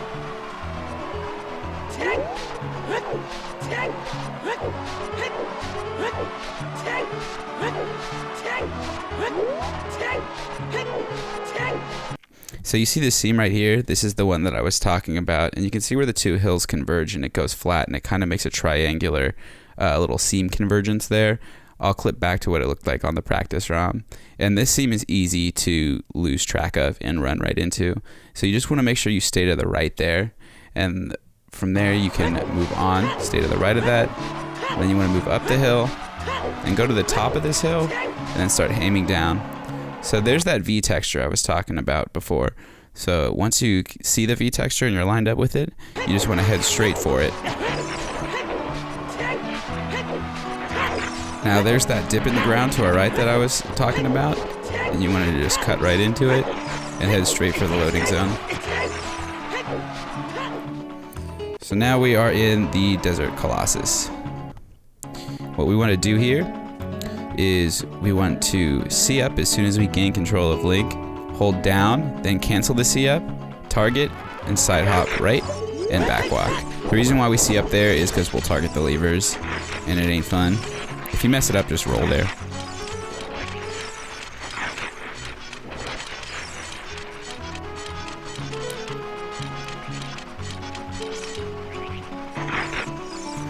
So now comes the time for Spirit Hover or to do Spirit Temple, whichever one you choose. I always suggest going for Spirit Hover, because if you fail it, then you fail it, and you just do the normal temple, and practice is good practice. And Spirit Hover saves around 4 minutes, so it's worth it. But if you choose not to, you could skip ahead to this time, and we'll just go to the full temple section of the tutorial. If not, if you want to do Spirit Hover, first you need to make sure you can check your bomb count, because Spirit Hover is going to require 9 or 10 bombs to get the amount of height that we need to get up to a seam to access the mirror shield. So we need to check to make sure we have enough explosives. We also are going to need 1 chew, because during this hover we need to unlock our camera, and you can't do that with bombs. So that was the reason why the chus were so valuable. If you run out of chus, you cannot do spirit hover. There's no way to unlock your camera. So with that said, as long as you have a chu, hopefully you have more, and if you have enough bombs to equate to 10 explosives, then you're good to go for spirit hover. Note that you are going to need 2 bombs once we achieve the hover to do a super slide to get across the gap to get to the mirror shield, but those bombs are optional to get now or after you get the hover. But for now, just make sure you have at least 10 to get done with the hover. If you don't have enough bombs, what you can do is you can come over here, and there's yet another 2 circles of rocks that you can farm. And if they don't drop any bombs the first time, you can die from the levers and you'll respawn, and you can go at them again until you get bombs. Or if you're just saying fuck it, you can go into the temple. Don't walk back out of the temple though, because that will trigger the Requiem of Spirit cutscene. But if you're going for spirit hover, what we need to do now is we need to start the trick is we need to gain an initial hover. So the way we're going to do that is we need to get ISG off this flying Gwei or the levers. Usually we get it off the Gwei because we're either going to have to kill him or get a hover off of him. And then we're going to kill him. So once he's dead, we're going to come to this corner and we're going to target the wall. Now we're going to shield drop a bomb and side hop right. Once we land, we're going to shield flick, and then we're going to dry roll. And we're going to watch Link standing there. And I usually look at his feet go in, out, in, out. And while they go out is when I backflip while holding shield and target. And Link will get stuck in the air once he finishes his backflip. And when you get this initial hover, you want to make sure that Link's feet are slightly like at the top of the stairs or above. But generally you want his feet to be above the stairs. Now alternatively, if you want to save a bomb, what you can do is get ISG off the Gwei, and then put away your sword by quick drawing your hookshot, and now wait for the Gwei to start chasing you. You want to run away from him, go in this corner, and you want to quickly side hop right and just tap forward. And once you get to the top of the stairs and he's close to you, you want to backflip while holding target and shield, and you'll get a hover off the Gwei like this. And this is optimal because it saves time, it saves an explosive, and during this hover, the Gwei is notorious for ruining runs because that Gwei will respawn. And once he respawns, it's on a random cycle to come and aggress you and try and fight you. And while you're hovering, that can be quite the annoyance. And while you're practicing, you'll probably understand very fast why that's so annoying. So later on in this hover, we're going to be checking for the Gwei. And killing him at this time will extend that time before we have to check for him again. So either way, now that we're hovering in the air, it's time to start the actual trick of spirit hover. So I'm going to explain this hover all the way through to show you what we're going to do before I actually teach you how to do it, so you can understand how this is all going to work. So this is this front of the spirit temple, and we want to go get the mirror shield that's on her left hand up here. And in order to do that, we need to walk up a seam on her lap, more or less, and then hookshot to the chest on her right hand, and then we're going to super slide across. But first we need to get our hover. So in order to do that, we are going to either do 5 explosive hovers away from the temple, then 4 towards it, or we're going to do 4 away and then 5 towards it. It's just personal preference, really. And the way that we perform that hover is we start with an initial, which we already have, and we get that off the Gwei or the bomb. And once we're standing there, we're going to do a chu hover. This chu hover is a special chu hover because we need to unlock our camera, and I'll teach you how to do that. And if you don't get the unlock camera on this first hover, and you're going to need to get it on a following chu hover. If you run out of chus trying to unlock your camera, it's sayonara. But if you unlock your camera, then you're good to go. So you're going to want to just keep doing chu hovers until you're out of chus, and then switch to bomb hovers. And we're going to do 5 back here. So that was our first hover on the unlock. Now we need to do 2, 3, 4, and 5. So now that we got our 5th hover, we're going to want to turn around, and that's why we unlocked our camera, is so we can do this. So I'm going to also teach you how to do that, but for right now, just know that you need to turn around. And then we're going to do 4 more back. So we're going to do 1, 2. Now remember that Gwei I told you? At this point in the run, At this point in the hover, the Gwei is probably thirsty for your blood, so he's going to be heading towards you. So you always want to check, and you pull your hook shot, and once again, I will show how to do all of this. Usually just shield him, and you'll kill him with your ISG, and then you continue with your hover. So we're going to do the following two. And now that we have the proper height to get on the seam, we will just be performing a backflip, and we'll get onto the awning or the roof or her lap, whatever you really want to call it. So that's the basics of what we're going to be doing. So now I'm going to dive in on how to do it. Okay, so we're standing here and we are floating in the air because we got our initial hover. From here, we're going to want to equip bombs, choose hookshot, and hover boots. We're going to unpause, and now while Link's standing here, we're going to get ready to do our camera unlock that I talked about. And as I mentioned, if you fail these camera unlocks after how many chews you have and you run out of chews, you won't be able to perform this trick because they're required. But to do the unlock, we're going to push the chew button while we're standing there, and we're going to hold down once it's above our head. Now in quick succession, we want to press shield, A, and then target. And what that will do is you'll target the chew while you're backflipping and hovering off of it, and you'll unlock your camera. And you'll know you unlocked your camera if you see the black bars at the top and bottom of the screen pan away. If they're still there, then you did not unlock your camera correctly. And I'll show that in real time.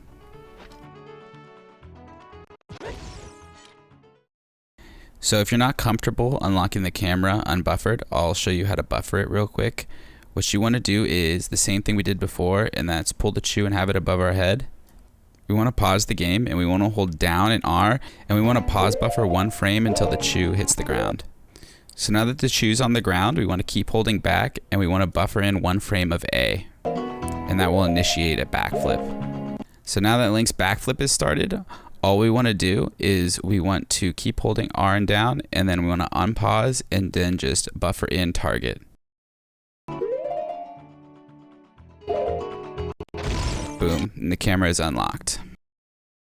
So now that you have your camera unlocked, hopefully, you can just use the rest of your chews to do hovers with. Now these hovers are a lot easier because all you need to do is hold down, press chew, and then R and A. So you don't need to worry about the target at all. And you just want to go through all your chews until they're gone. So if you did the slowest strats, you'll be able to do chew hovers all the way through this first stretch of the spirit hover. And you'll get to the 5th and you'll be able to turn around. If you did the faster strats, you'll run out of chews after 2 or 3 or 4, depending on what you're at.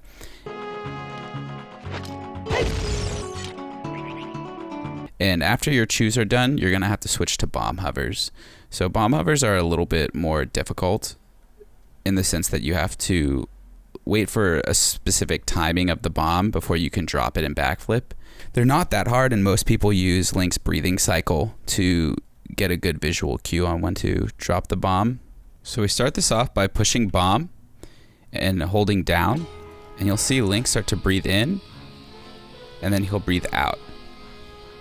And then he'll start to breathe in again, and right as soon as he's about to breathe out here, we want to press R and A to backflip and get the hover. The timing can be a little tricky, and it takes some getting used to, but it's not too hard.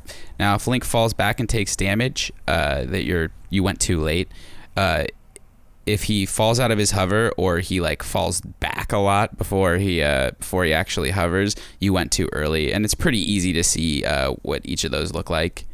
Also, if you press A before shield, this will happen. To give you a better grasp on what I look at for a visual cue on his breathing, I look at his shield, on this bottom left of his shield, and you'll see this line move up and down, and that's how I confirm when to go for a bomb hover. So when he breathes in, you'll see the line go up, and when he breathes out, you'll see that line go down.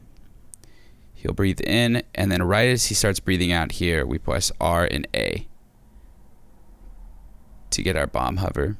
Also, another thing to note is while you're holding down on these tricks, occasionally Link can start backwalking in the air, and it'll be hard to tell his breathing cycle. If that ever happens, just release down and then tap down again, and it will lock him back into his breathing cycle, and no problems from there. So now I'm just going to show a couple in real time so you can get a sense of what the timing looks like.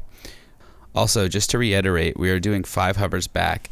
Now we did 1 for our unlock, we did another chew hover, then we did our 3rd bomb hover, so now we're going to be going for our 4th and 5th, and then it will be time for a turnaround.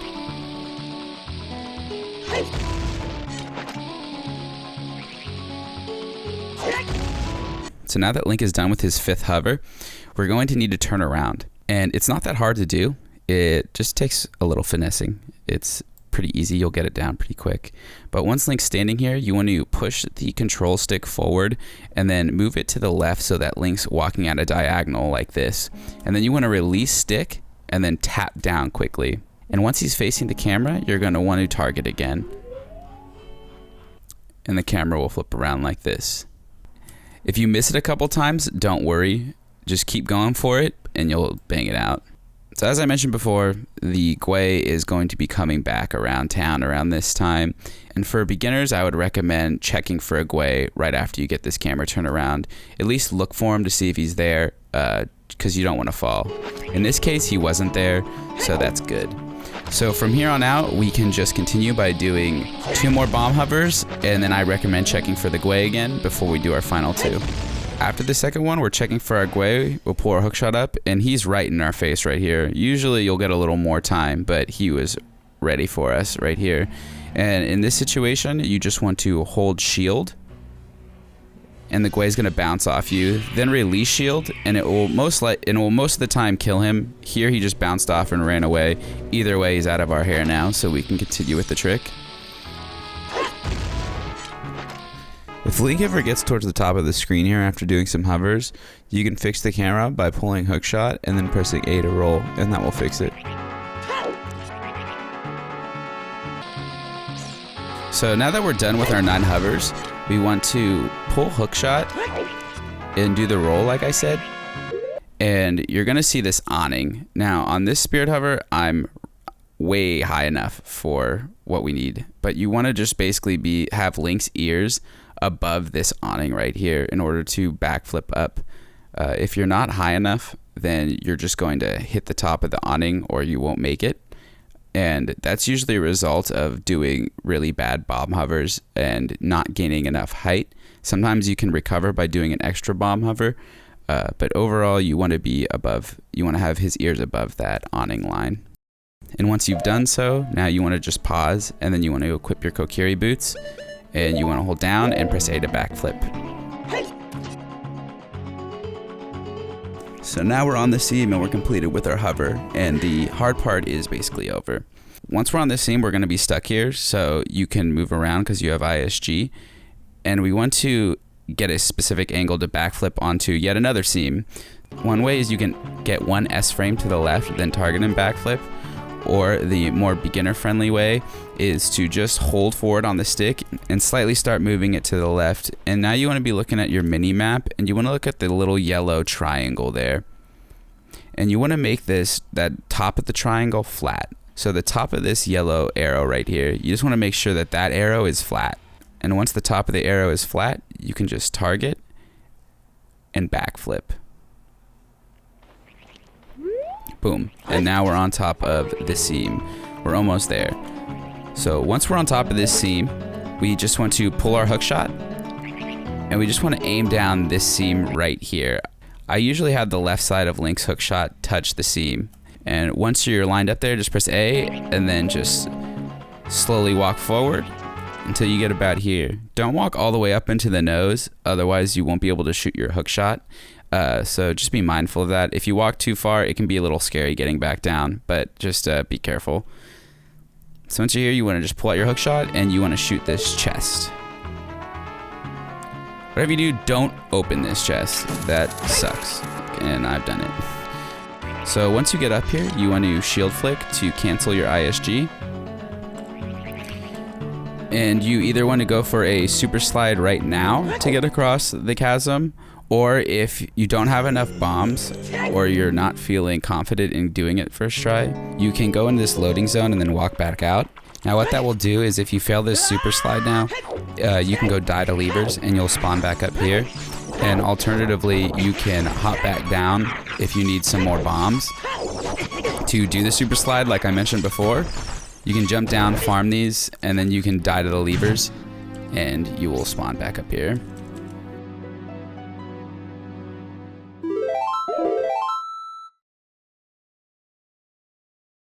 Now it's time for the final piece of the trick, and we have our mirror shield. We're going to want to perform a super slide, the same type of super slide that we've been performing the entire time. And it's similar to the bridge skip we did in Gerudo Valley, but it's just a little bit longer of a distance. So it's going to require us to do a jump slash at the end of our hover. But to set it up, we want to come to this wall, and we want to S turn to the right. Now we want to side hop right, and we want to perform our super slide. Now, as soon as we get our super slide, we're going to want to pause, and we're going to want to equip our hover boots. Now, while the game is still paused, we want to hold target, shield, and down. Now, Link's going to start sliding. And as soon as like Link's body or head clips into the camera, you're more or less good to go to just mash B. And that will give you just enough distance to land on this hand. Once he lands, I usually just max backflip to get on this hand. Target, hold forward for a second, and then just backflip, and that will trigger the mirror shield chest. And there you go. You've done it. You have gotten the mirror shield successfully. And before entering the temple, we're going to want to equip our hookshot, our ocarina, bombs, mirror shield, and remove our hover boots. Now I'm going to show the whole hover from start to finish in real time.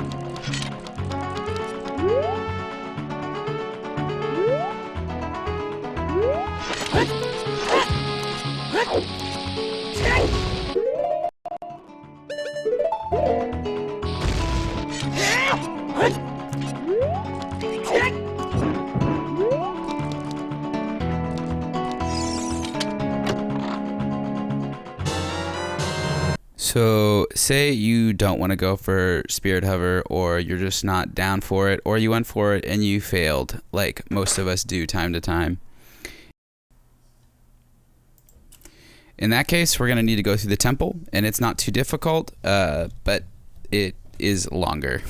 So we're going to start off by heading straight into the temple. Now, when you walk into this temple, note that there will be 2 hearts in these pots, and there's also a heart in this corner if you ever need it. If you are low on explosives at this point, you can farm these armos for bombs. If they don't drop any, you can save and reset and check them again. Okay, so now we got to get out of this room, but there is a silver block blocking us, and we don't have the proper strength upgrade to move that block. So there's a couple ways to get past it. The most common way that people do is a super slide. And in order to do this strat, we are going to come to this wall, target this wall, and then we're going to perform a super slide. Now pause while Link's sliding, and we're going to equip our hover boots. So while we're paused, we're just going to be holding target and shield. Now while Link's sliding back, we just want to slide our controller to slightly above down right. And when Link hits this corner, we're going to release shield while still holding slightly above down right, and Link's going to be sent flying back like this. Now we want to wait for him to just come back into camera here.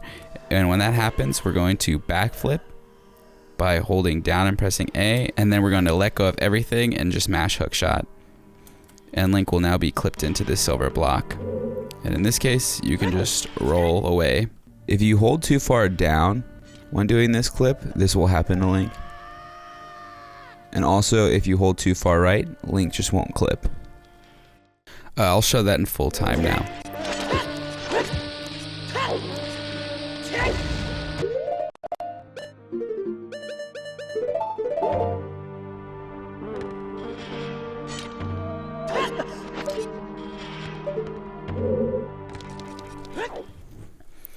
So the other alternative method to get past this silver block is to climb this ledge, target this wall.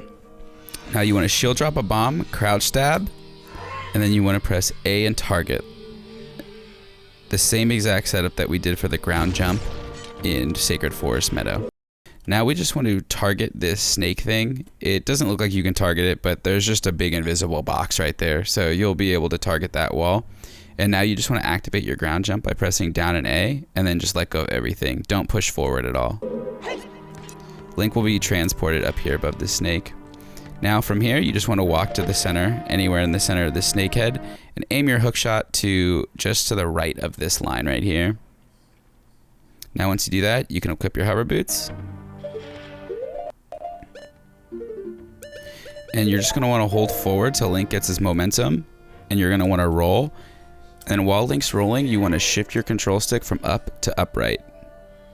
And Link will climb this block. Now you just want to roll off that block. Don't side hop or backflip off that block because it will crush you because it has some crazy collision there. But just roll off of it and now you're good to go. I'll show that in full time now.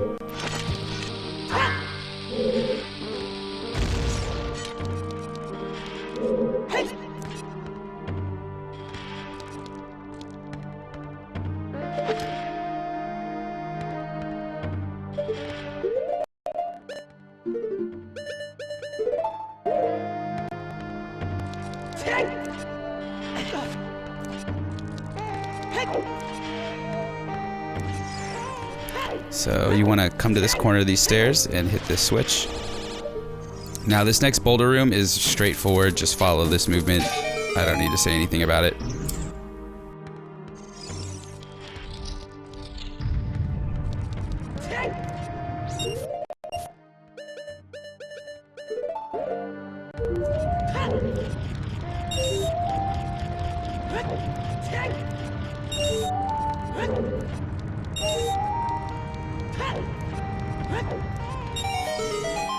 Okay, so now just get this key and watch out for this lick on your right.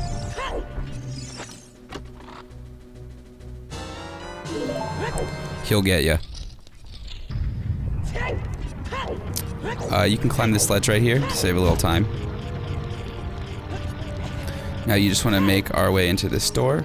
Now I enter this door a little bit to the left because I roll down this corridor to avoid this other lick that can also get you sometimes. Now we're gonna hookshot our way up here. To do a quick little setup, I usually just crouch stab this wall and then turn around and aim to the top of the wall. Now we gotta push this snake head 3 times. The way that I usually do it is by pushing once over here, and then I circle around to the back left of him, and then I push him again twice.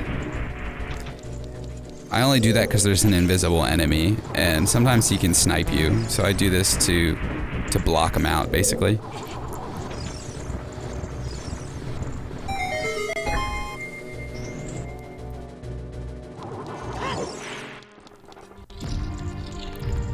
So now that we're in this room, we want to come up these stairs.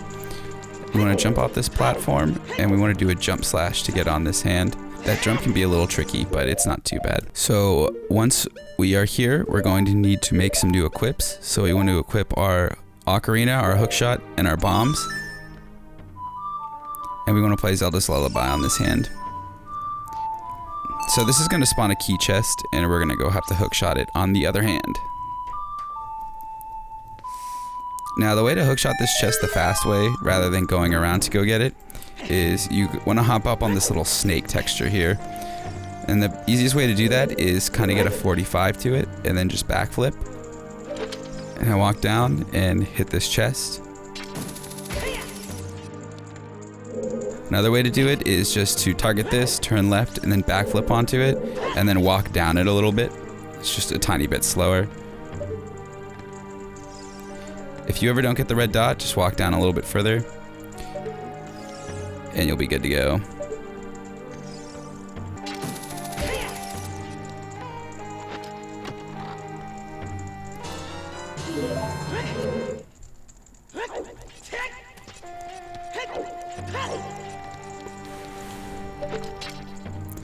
So now that you got your key, you want to head back up to where you jumped off of and go through the door that was locked. So in this next room, this pot will always have bombs in it.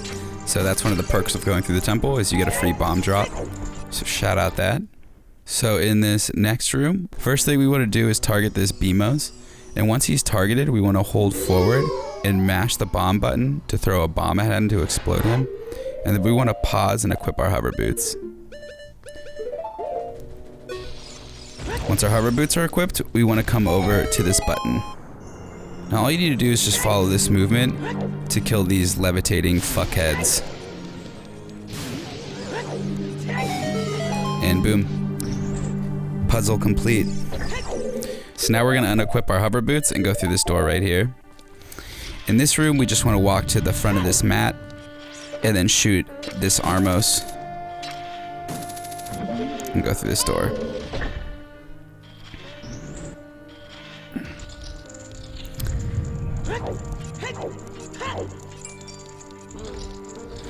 So in this room is where you would fight an iron knuckle. I honestly always recommend just fighting this iron knuckle now. You can clip through the door behind him and go to the mirror shield, then fight him. For this tutorial, I'm showing clipping through the door first so that I don't need to show this fight twice, because this is the room before the mirror shield. So it gives me a good chance to meet up both the routes and teach things once rather than having to go through them a bunch of times. You could fight him now, bang, bang, bang, dead, dead, or we can clip through this door.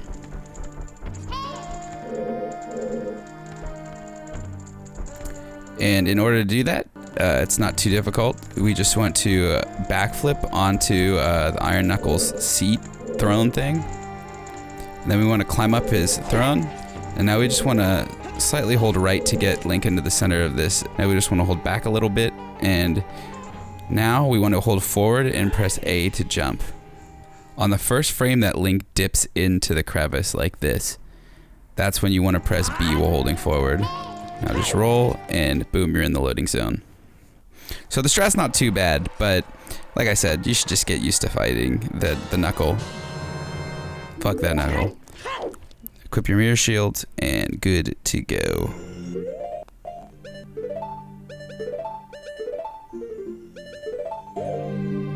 So now we're gonna be fighting the knuckle.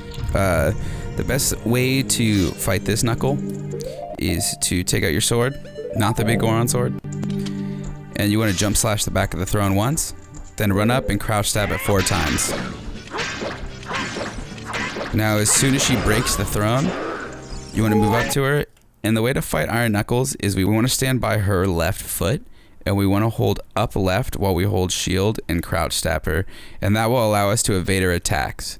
Now this will come in handy later in the other knuckle fight.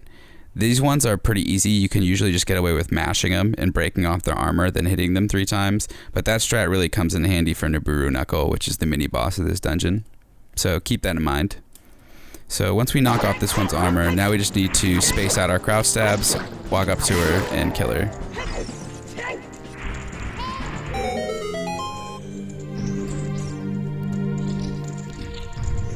Come down through here. Now at this point, if you came from Spirit Hover, you're going to probably be pretty low on bombs. If you went through the temple, you might not be as low on bombs, but if you're a beginner, you probably always just want to get a lot of fucking bombs. So this is where we're going to farm these 4 armos for bammies. You just want to chop them and then quick spin them all. Then you want to highlight this sun. Wait for them to explode, then go through this door.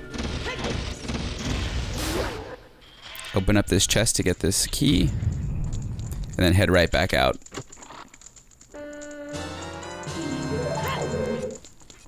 So in this situation, the Armos only gave me 1 bomb drop, which gave me 13 bombs, which is actually enough for all routes. It gives me a few extra, but if you're a beginner and you're starting off, always get 20 bombs here. There's also another chest in a few rooms that gives you bombs, but for all safety's sake, just always get 20 bombs here starting off. So I'm just going to refarm the Armos.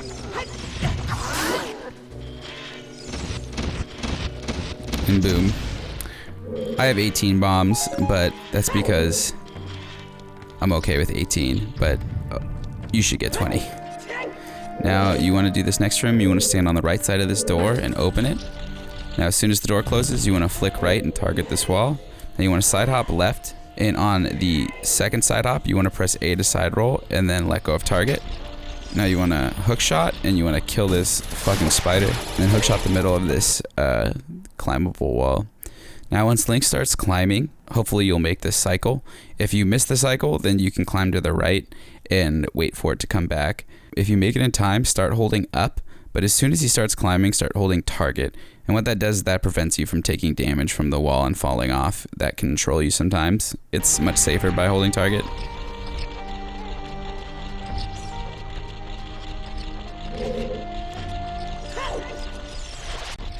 So this is where the routes could split up again. Some people could do the BK skip, or people could get the BK.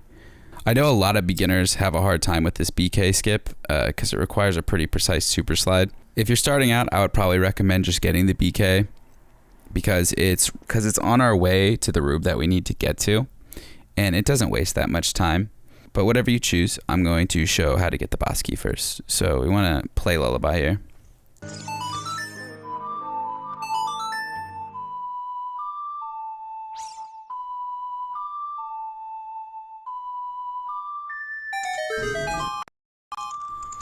And when we enter this room, we want to just get hit by this torch slug, walk up to this chest, and press A. It's as easy as that. It's literally as easy as it sounds. It's not a hard trick at all.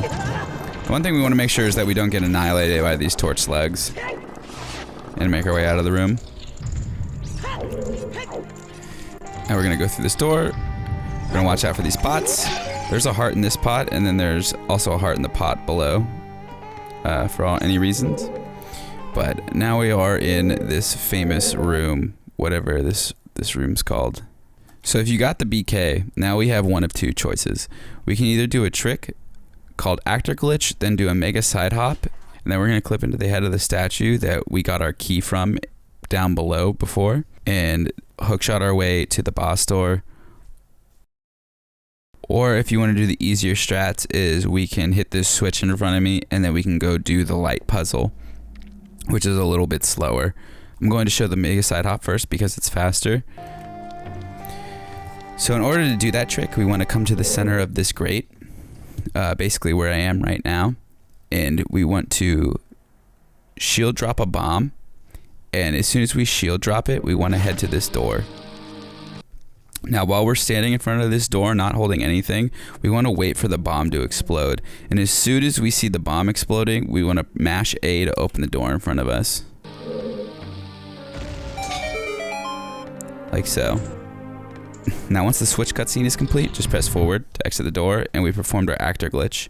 And what that did is that unloaded the platform down below and allows us to get through the floor without doing the puzzle, which is nice.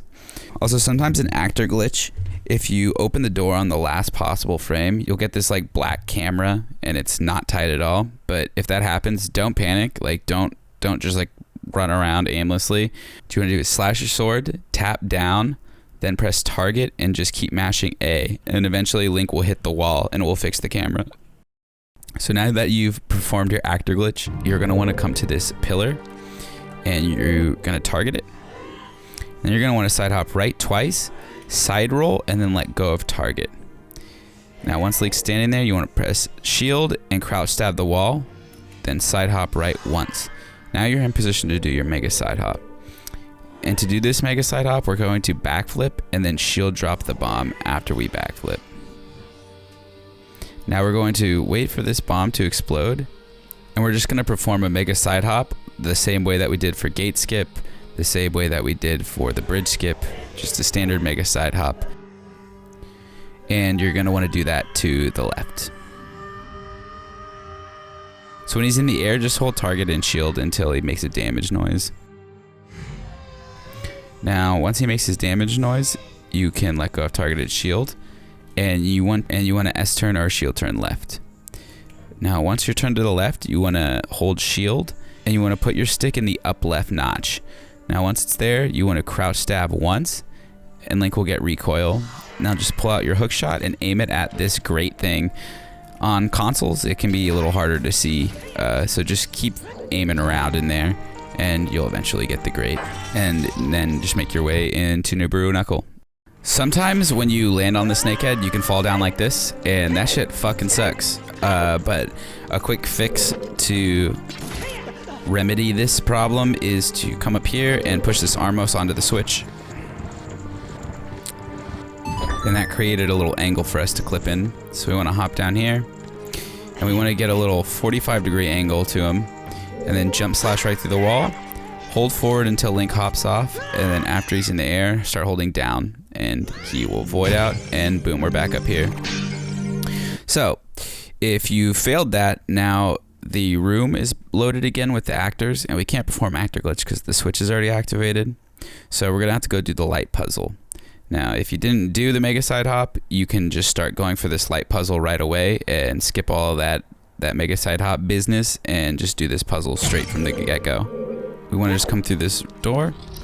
Now, this room contains a chest of bombs that can put you back up to 20. If you're low on explosives for some reason at this point, or you just didn't farm or forgot to farm, you can always get more bombs. You want to throw a bomb over here. Now there's usually going to be like a big rock boulder there thing, but I messed up my save state basically, and it's not there, but I threw the bomb anyway. But know that there's going to be a little rock thing there. Throw a fucking bomb at it. And once it explodes, you're going to open that up. Now you want to start pushing this snake head thing and push it twice. So sometimes those stalfos are going to be your friend by knocking you out of your pushing animation, and it will save you some time. So he was our homie there at the end, and once you do that, you want to make your way out. You're just gonna want to jump straight off this platform. Watch out for these pots because they'll get you. And then you just want to hit that sun.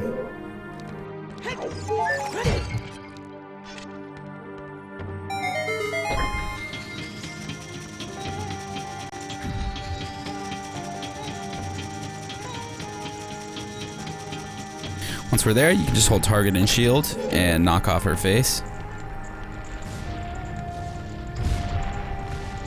Walk to the platform and hookshot and make your way to the boss. But one last thing before that, if you happen to fall down at any point or you die, once you've dropped the platform, there's a quicker way back up to save some time. And what you want to do is come to this third post, pull your hookshot, aimed at a very far left of this chain, hookshot it and hold forward, and that will bring you back up on this platform, and that saves some good amount of time. Alright, so now that we've done the easy strats, I'm going to show the boss key skip in case anybody says fuck that shit. I'm fucking ready to fuck that trick up. Then just follow these steps. You're gonna want to head to the room that we got the mega side hop in. Just get rid of these pots. Now we want to target this wall and we want to side hop into this corner. Now we want to backflip twice. And when we land, we want to release target, and then we either want to do 3 S frames to the right, which looks like this, or if you pull out your hook shot, you can aim to anything that you see that looks good to line up with. Then once you have that angle, now you want to mash the bomb button until Link pulls a bomb out and lays it down in front of him. And once he does so, now you want to quick draw your sword. Now once your sword's quick drawn and you're holding shield, you want to start holding left and then you want to release shield. Link's going to stand up and start walking and then just pause. Now while holding left, you just want to keep pausing frames till Link gets to this frame where he's grabbing the ledge like he was for Shadow BK skip. And once we had that frame, we just want to unpause and then buffer in target and then just keep holding target. And you want to pause or buffer to one of these bomb frames. So the first obvious one is Big Blue. Now the two frames before this work, just note that these work, but they're a little hard to spot. So for teaching purposes, the first one that we're showing is Big Blue. Big Red works, first frame explosion works. That's all you really need to know. So you want to get to one of those 3 frames. And on that frame, you want to just hold A while the game is paused, while still holding target, and pass 1 frame and Link will drop. Now when Link's in the air like this, now all you have to do is unpause and mash B. Now Link will be shot up onto this little platform. So what we want to do now is aim our hook shot down this little wall, and we want to do 1 dry roll. Now while we're standing here holding target, we're going to need to do a super slide, but we have barely enough room to do it, so we have to be very careful with how we move. So to do this specific super slide, you need to do this setup, and while you're holding target, you need to just mash the bomb button until he places 2 bombs in front of him.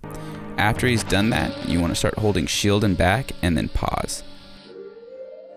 Now we just want to keep holding shield, back, and target until you see the bottom of Link's left foot. Boom. So on this frame, so now we want to release stick. And on this frame, when we unpause, Link's going to fall back and do like a little dip, and then he's going to stand up. And when he stands up is when you want to just start mashing roll. That's how I time it, at least. Now once paused, you want to go a couple frames, usually to the last frame that you can go to ensure that Link has a super slide. And then you just want to equip your hovers. In unpause lag, just hold target, shield, and left. Now when Link starts falling like this, you want to pause and equip your Kokiri boots. Well, and then just keep holding target, shield, and left. And he'll enter the nabooru room. When you do get the red bomb frame on this initial clip up thing, you'll get this like weird door thing in the middle. And what you want to do in that situation is aim your hook shot to the left side of it, and then you want to dry roll. And now you just want to press B to horizontal slash and hold shield while doing it. And now the super slide setup will be the same. If you don't do that, you'll get like a weird bomb configuration, and it still might work, but this just helps make the trick more consistent.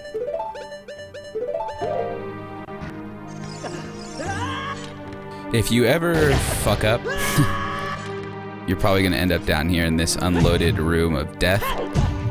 There's no way out of this other than a save warp or to do this weird shot. Now, weird shots aren't that difficult. I'm going to go over it just once. Just follow these frames and it should always work. So you want to come to this wall and you need to bonk it. You need to bonk in order for this setup to work properly. And once you bonk it, you want to shield drop a bomb. Now you want to dry roll. You want to backflip. And while you're standing there holding target, you want to quick draw your hook shot. And a lot of frames work for this trick, but for teaching purposes, once again, it's easy to differentiate Big Blue and Big Red. So for teaching purposes, we're just going to go on one of those 2 frames for now. Now once we get to Big Blue, we're going to hold shield, and then we're going to press A to buffer in starting a roll. Now once the roll started, we want to start holding down. And while holding target, shield, and down, we want to buffer to the first frame where Link starts getting pushed back. So on this frame now, we want to release shield, and we want to just unpause and buffer in a hookshot frame, repause, and then just rinse and repeat until you get to a frame that looks like this, where the camera looks like it's clipped underground. Now once the camera's underground like this, all you want to do is unpause and then just hold down your hookshot button, and you have a weird shot. Now you want to aim over here and he'll hit the backside of that climbing surface, and you can start your trick over. If you ever go late on your super slide, and you happen to pause in time, like you just go an extra frame, all you have to do here is hold left, and that will clip you back into this room. So now we're in Nabooru Knuckle. Once again, you have choices. If you want to go for the easy strats, you're just going to kill her. If you want to go for the fast strats, we're going to kill her, in the process skip a cutscene. But it is risky, because if you die here, you're going right back to the beginning of the temple. And that fucking sucks. No one likes going back to the beginning of Spirit. That's when the salt comes into play. But if you're doing the easy strats, once the fight starts, you're going to want to jump slash instantly and then run to her left foot. Now, as I mentioned before, we want to stand by her left foot, hold R, and then up left on your analog stick, and you want to crouch stab her. I always crouch stab her in sets of 3, because if you just mash crouch stab, you can get a recoil frame, and you'll bounce back from her, and she'll usually swat you right in the face, and that's not tight. So just be mindful of that. And it's going to take 10 hits to kill her. Now, if you want to do the cutscene skip, we're going to do the fight the same exact way, but after the 9th crouch stab, we're going to wait for her to finish her attack, and we're going to slash her once. Once we do that, we're going to make our way to this corner, turn around, and wait for her. We're going to wait for her to attack, and once she starts to attack, we're going to side hop right, then left. We're going to instantly start holding forward and start walking into her. Now, while she's walking down this wall, you're just going to keep running into her, and you're going to wait for her to start her attack. Once she starts her attack, just to be safe for a beginner standpoint, hold R and then hold up right and R and wait for her to do a horizontal attack. Target the wall, shield drop a bomb while still holding target, then start holding right, and once you start pushing against her, you want to pull out your hookshot and shoot it, and it will clip you through the wall. If you don't clip right away, go for it again. And what that will do is that will shoot you through the wall while killing her. Now that strat can be a little risky, because if she hits you, you're dead.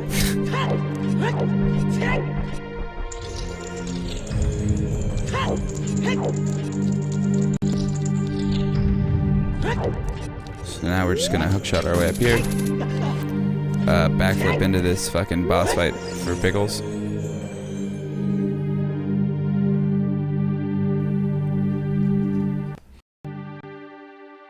Alright, so now it is time for Twin Rova.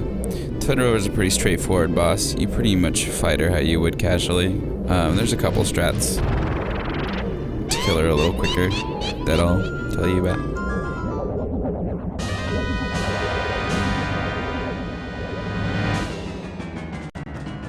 You just want to basically follow both of them. Find out which one's shooting. Now when one starts casting a spell, you can shoot your hook shot, and that will lock the other one in place, and that really helps for her not flying away the last second on you.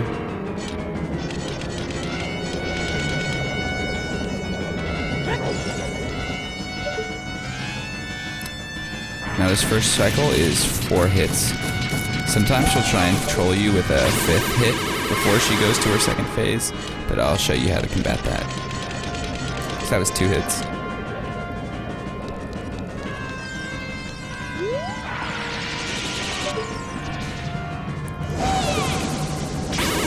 There's your 3rd hit.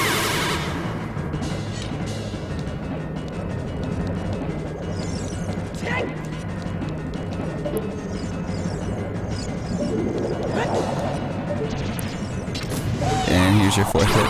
Now after the 4th hit, you just want to pull your hookshot out and get ready to shoot it, and then release it right as the one that you just hit is finished with her damage animation. And that will make sure that they don't go for a 5th hit.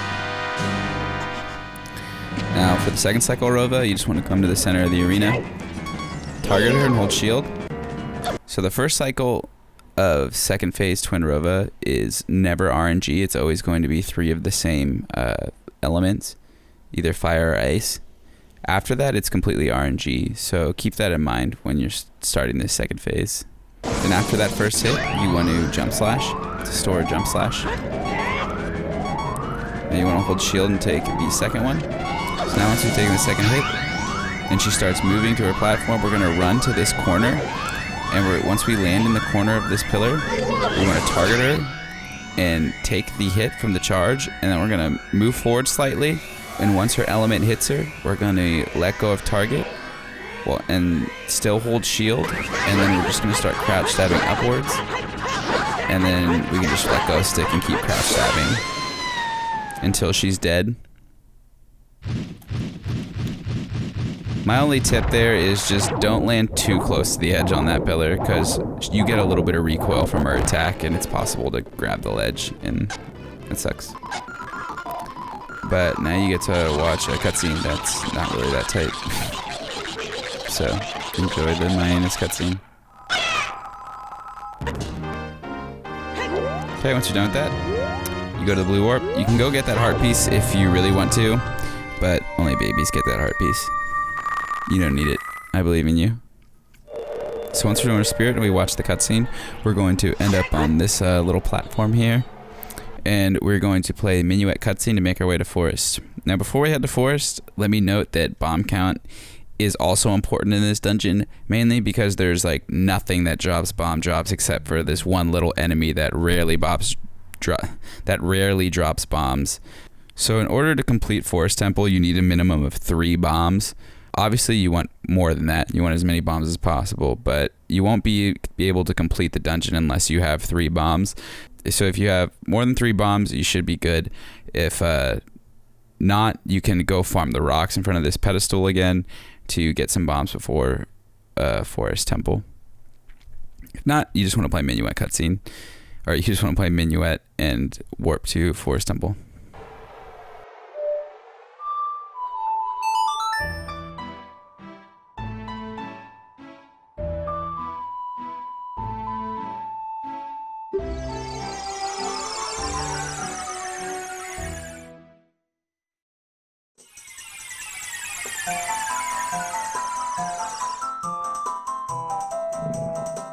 So now we just turn around and we just hookshot this little log. Bitch. So we need to go get a key from the tree up above us before we actually enter the physical temple. The quickest way to get up there is from your initial position. You just want to target and then side hop right 3 times. Side roll, untarget, retarget. Pull up your hookshot and just hold down till it stops moving and shoot. Now you just want to climb up to the top of this tree. Now this jump can control you. I would suggest practicing it because it's not as easy as it looks. It's easy to fall off that. If you're really not feeling it, you can always hookshot it.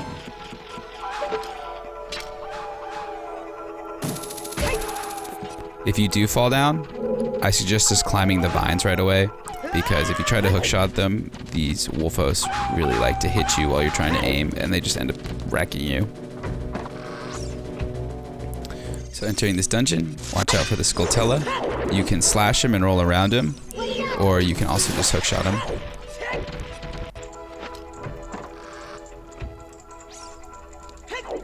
Now just roll into this cutscene and wait for it to pass.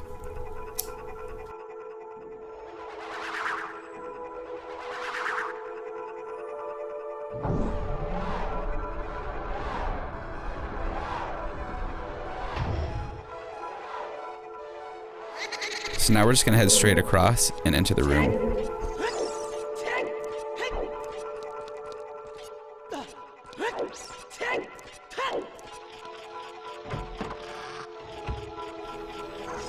Watch out for that bubble. So now we're gonna be fighting some stalfos. So you can fight stalfos one of 2 ways. You can either fight them with crouch stabs with a jump slash stored, or you can get a jump slash and then get ISG.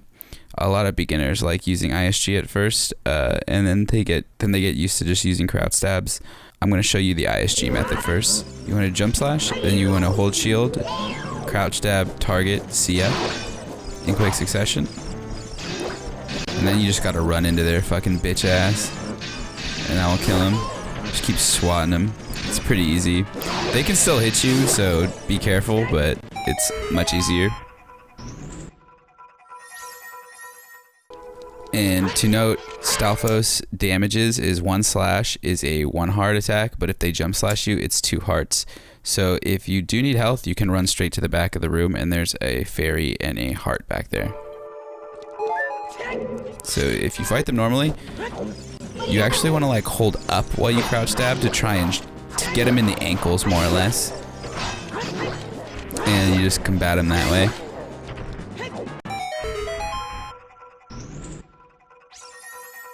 Once you kill them, then you just want to get this key in the center of the room.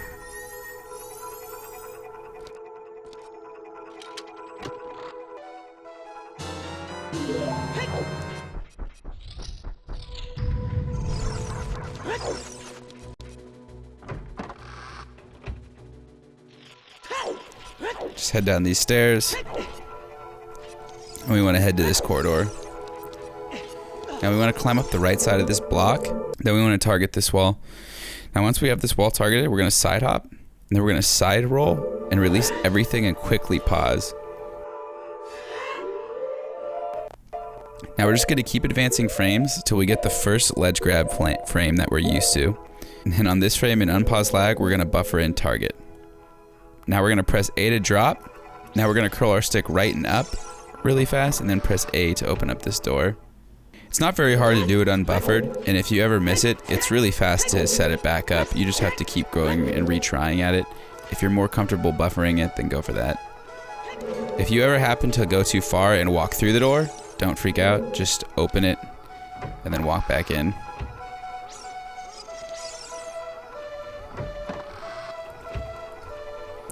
So once we're in this room, we're gonna be performing a damage boost. And to do that, we want to hookshot these vines, climb.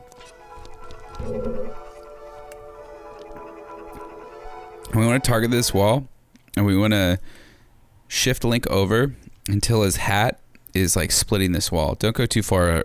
Don't go too far, or he'll climb. But you just want to be close to this edge. And once you're there, you want to turn right. And once you're standing there, you just want to pull bomb above your head and let go of everything, and let it explode. Now once it explodes, you want to pause and you want to keep buffering frames until this frame right here. Now on this specific frame, we want to equip hover boots. In an unpause lag, just hold left. And you'll climb this ledge. And we head into this door. And we climb up these ladders. Now we're gonna be hovering to a platform, and to get a quick angle for it, we want to hold target while climbing this ladder. When we stand up, we're going to side hop right, side roll, and then retarget, and then quickly side hop right. And just keep holding forward and target while you're climbing this ladder. Now, what that will do is when you hop off this ladder, Link will automatically snap to this angle. And you can just start holding down. And then towards the end of Link's hover, just backflip, and he'll get on this ledge. Alternatively, if you fuck that up and you're not comfortable with it, or it doesn't work for you, you can always just walk forward, and then you can just do a double roll towards that platform right there. So now we're on this platform, we're going to perform a ground jump, same thing as before. And we're going to come to this corner of the block, and we're going to target it and ground jump. You need to be in this corner of the block, it won't work in the other one. Just hold forward, climb this ledge. And we're going to do the exact same thing with this block. Same side, same ground jump. So when you climb this block, don't move. Just stand right here once he climbs, because now we have to do something called the impossible jump. But it's super possible. While you're standing here, the best way to start off as a beginner is to see up.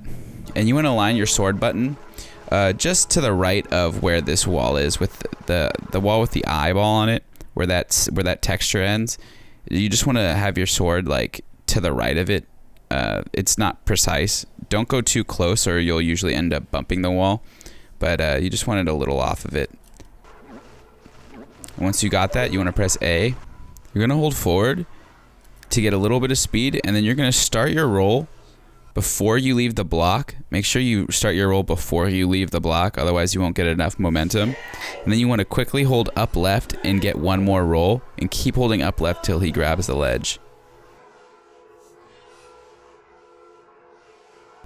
If you ever jump the gun a little early, you'll fall down here. And in that case, you just gotta climb the ladders again. If you ever mistime the rolls, or you mess up, the fastest way to get back to that position is come down here, and you're where the first block is. And you'll need to do your ground jumps again. Here it is in full time.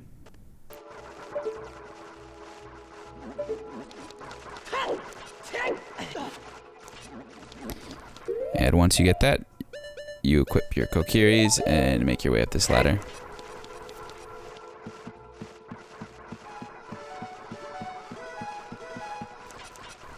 So now you just come through this room and unlock this door. Now I turn around and I backwalk. I think it's a little faster just to roll, but I've just always done this. Now you want to stay to the right of this hallway, and when you jump in the air, you want to hold right and mash A to side hop instantly. Target the door, now walk through it. Now once you get control of Link, you want to tap down left and target, side hop right till you're in the corner, then you want to backflip, and while in the air, press B to draw your sword to save some time. Go through this door. Now we're going to be fighting a singular stalfos, and then we're going to be fighting a linked set of 2 stalfos. And when I say linked, I mean that once you kill one of them, if you don't kill the other one in a set amount of time, the other one will respawn. It's usually not an issue, but I'm letting you know that it can happen. To start these fights, there's hearts in each one of these pots, so you can usually just jump slash one of these pots, get the heart, and you store your jump slash, and then you can fight them with ISG or crouch stabs.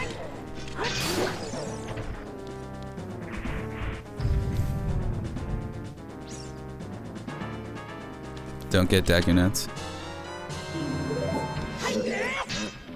It doesn't matter if you do, but fuck Deku nuts.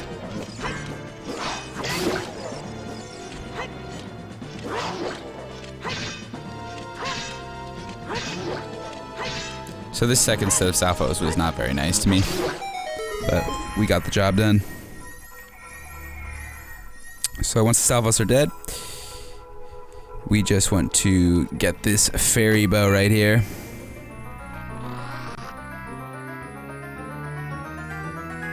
Boom. Now we just want to play minuet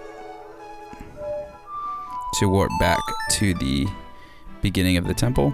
And as soon as we get control of Link, we are going to pause, we're going to save, and we're going to reset.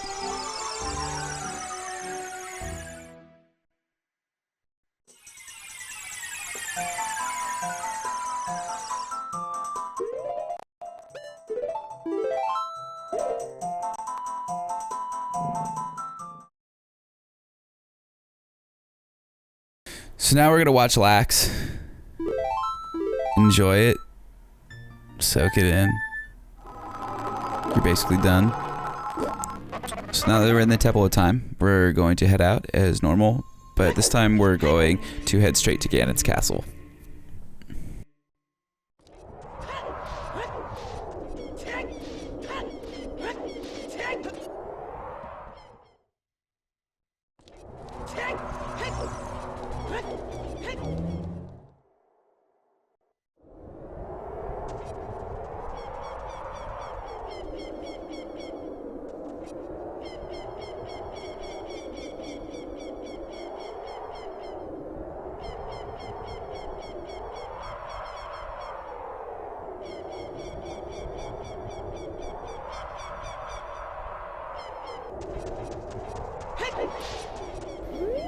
You can just backwalk into this cutscene.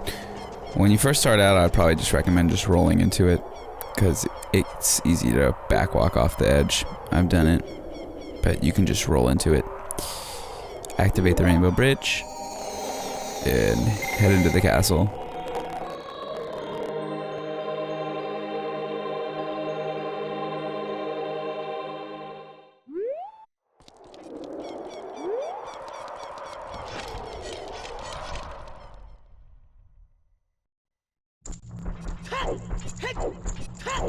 Okay, so now that we've entered Ganon's castle, we can usually just head right through this room, but there is one last spot where we can get some bombs, because you don't technically need any more explosives to complete the run, but in order to do strats, in order to save a good amount of time, it would be a good idea to at least have like 5.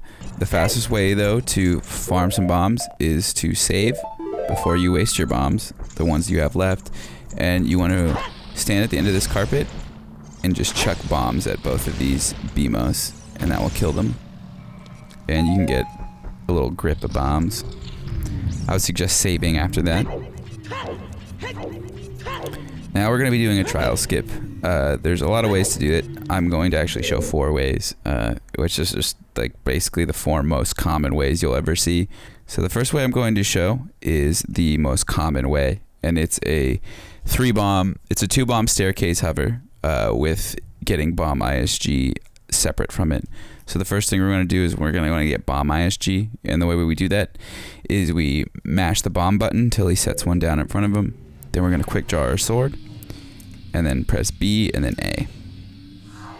And now once Link starts picking up the bomb, we just want to hold a direction and mash A to chuck it to get the explosion away from us.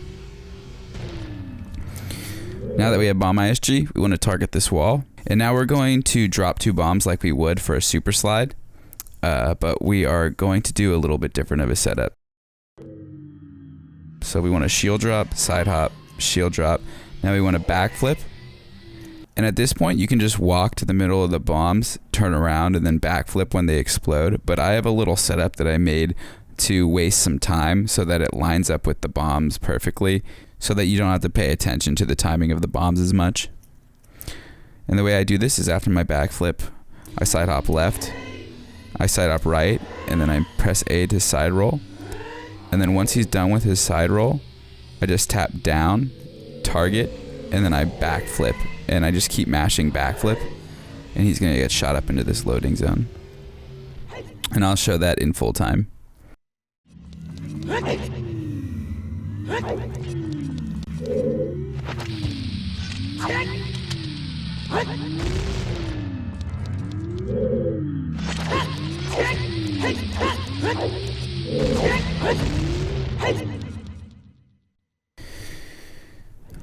Now the fastest way, but a little more difficult way, is just a 2-bomb staircase, and we do the exact same thing, but on the second bomb drop, we are going to get ISG off the bomb, then drop it and get the hover off that.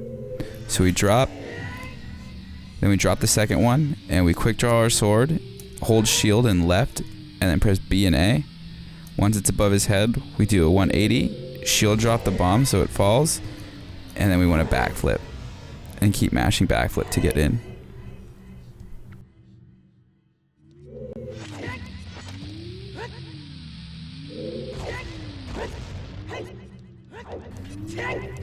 Now this third method is the megasidehop. It's only about 3 or 5 seconds slower than the staircase hover, so it's not too bad, and it only uses 1 bomb, and the timing for it is much easier.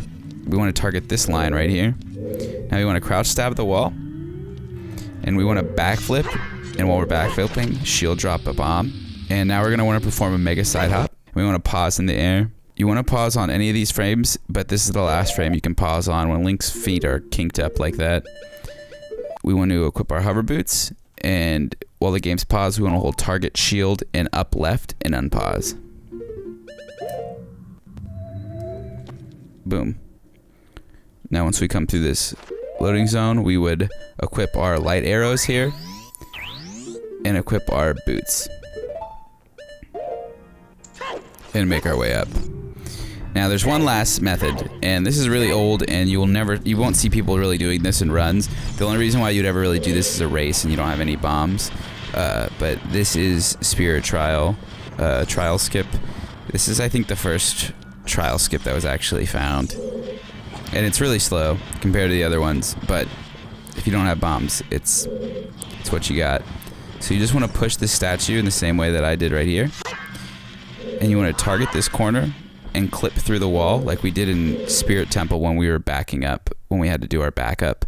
Now once we're through here, we want to target this door, side hop left 5 times, and then just back walk. And then once you get stuck on this little wall, side hop right and then just keep back walking into the loading zone. And you're through. So now that we're in this room, we want to not get hit by these keys because they fucking suck. Go fight Lizalfos or Dinalfos. Now to start this fight, you just want to press and hold B to charge a big spin. Hit them, and now just quick spin the shit out of them. Fuck them up, man. And then you just want to keep heading up the tower. The next set of enemies is going to be a Stalfos fight.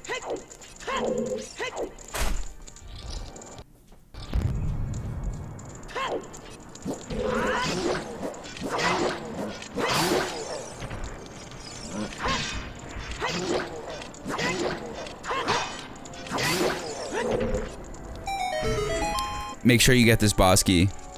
I've seen people forget this boss key. I think I've forgotten this boss key when I first started. It's easy to do. You just get so hyped after fighting the Stalfos that you forget.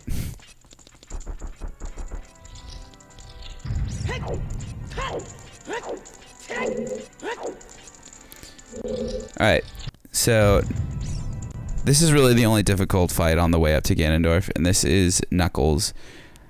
You can either fight them both at once, and it's called double Knuckles, or you can fight them individually. Now, fighting them individually is the exact same way as that we fought them in Spirit Temple. You just do one after the other. Or like I said, you can fight them both at once, which I actually find easier to do than fighting them individually. And I'm going to go over that strat first, and then we'll just recap how to fight them individually. So what you want to do is target the center of this door, jump slash it, and then target and back walk with your sword out. And once you pass them, you want to go to this first step. So when Link first jumps up, right here I go up to the second. So I walk forward a little bit to the first. Now once I'm on this first step, I'm going to hold R and I'm going to crouch stab twice. And I'm going to wait till both of them get hit twice. And as soon as I see both of them get hit twice, I'm holding forward and I'm going to roll right past them. Now I'm going to turn around quickly and I'm going to hit them with 3 more crouch stabs till their armor falls off. Now once I do that, I'm going to backtrack and walk forward a little bit to give me some space between them and me. And then I'm going to turn back around, hold R, and just start mashing crouch stabs until they're dead. Sometimes you'll get some recoil, and it will take a little bit, but they'll die. Now I'll show that in full time.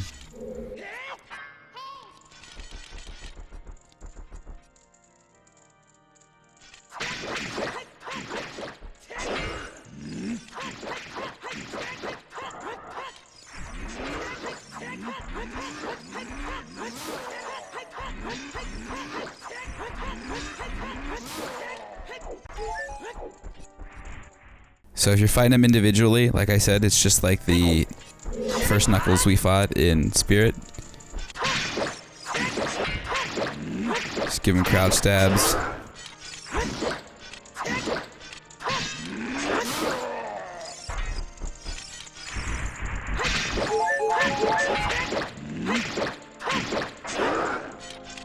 And boom. Pretty straightforward.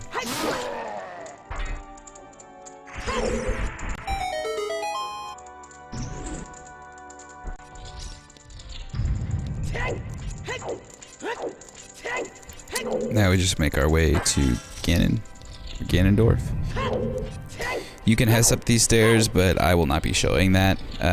If you know how to Hess, you just Hess left, and you go up the stairs. Also, don't worry about your health if it's really low right now. Your health refills when you start the Ganondorf fight.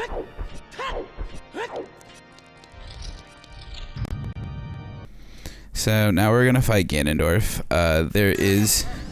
There's a couple ways I'm gonna show how to fight him. I'm gonna start off with the more traditional method and the faster way. And if you have problems with this, then you can try the bomb ISG method. But the way we're gonna start this fight is we're just gonna run straight back, and we're gonna run to the middle of this block. You can see these little green textures under Link's feet. And we're just going to sit here with our sword out, and we're going to wait for him to do his little ball magic attack. Now, as soon as he starts doing his ball magic attack, we're going to start holding forward. And we're not going to stop holding forward this entire time. Once Link lands, we're going to press B to do a vertical slash, and it should time up perfectly so that you hit his ball and you hit him instantly. Now if you jump too early, the ball will just go right over you, and then just hold down right away and jump back and go for it again. So it's a pretty easy backup. Now once you're on the platform, you want to equip your light arrows if they're not already equipped, and you want to shoot him right in the dick. Now once you shoot him, you want to jump slash, and you want to get ISG off of him. If you're close to him and you're hitting him trying to get it, it can be really hard because of lag. So you can always back up a little bit and try it again.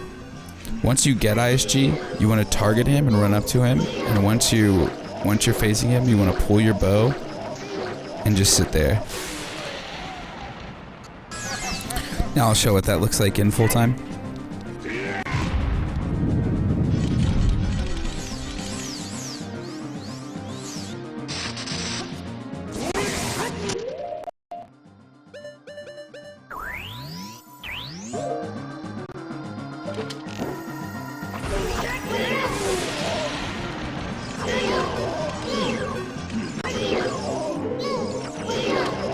And he's dead.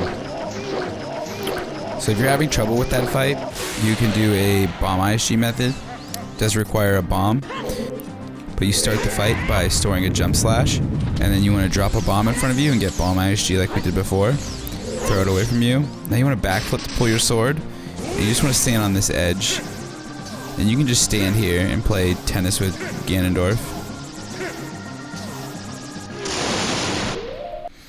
Now you want to, once he's hit, you want to pause and equip your light arrows. Make sure your hookshot's equipped still. You want to shoot him with a light arrow, pull out your hookshot, and then shoot him with the hookshot when he lands. Now all you need to do is target him and press bow. And he dead.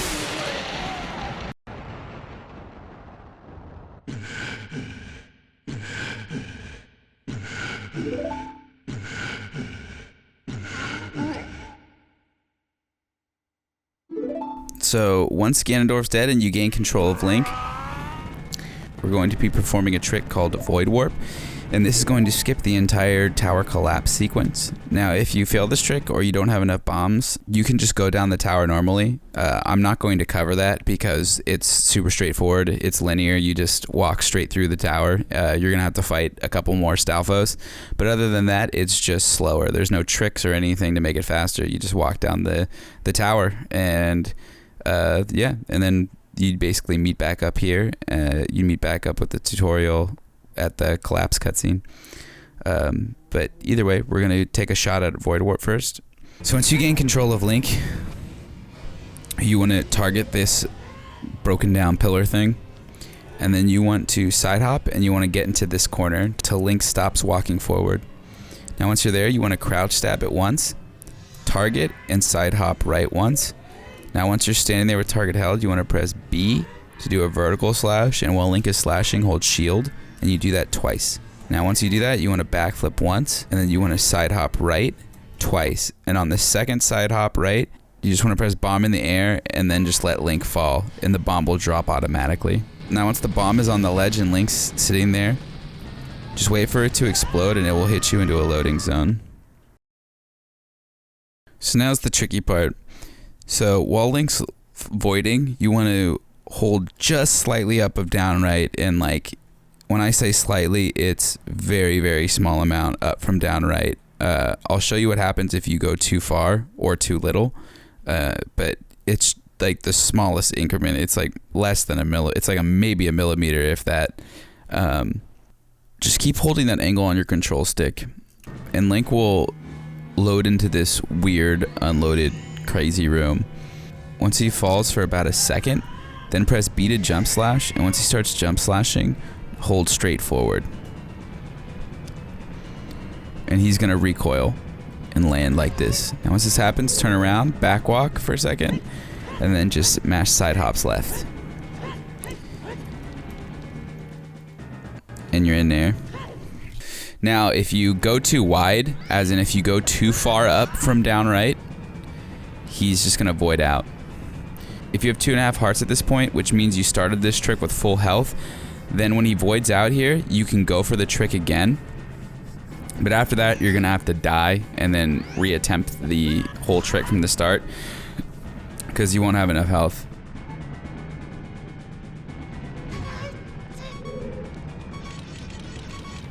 If you ever get lost in this dark room, just keep slashing your sword and you can navigate and find your way. It's not too hard. If you go too far down, which is more in the down right socket, you'll hit a loading zone, and that's pretty bad because you're gonna have to die, and not fun. And start the trick over. So good luck. But either way, we make our way out of this area, and we just want to mash roll across this bridge, and Zelda's gonna open up this fucking gate for us. Make our way up the final staircase. Don't die to falling rocks. If you line up in the middle of these bars, you get something we call a kiss, and it saves a frame. So, shout out. So if you just walk down the tower and you're meeting up here, or you did Void Warp, we're ready for Ganon, and we're almost done with this fucking thing, dude. It's a tight shit crew. So now we have one last trick. So Ganon is going to hit our Master Sword out of our hands, and we want to prevent that from happening so we can kill him way faster. So the way that we're going to do this is we're going to do a super slide into the cutscene. You're going to want to jump slash, then you're going to want to turn around, and you're going to want to perform a super slide. Now you're going to want to just keep holding R throughout this entire cutscene until Link's sword is hit away from his hand.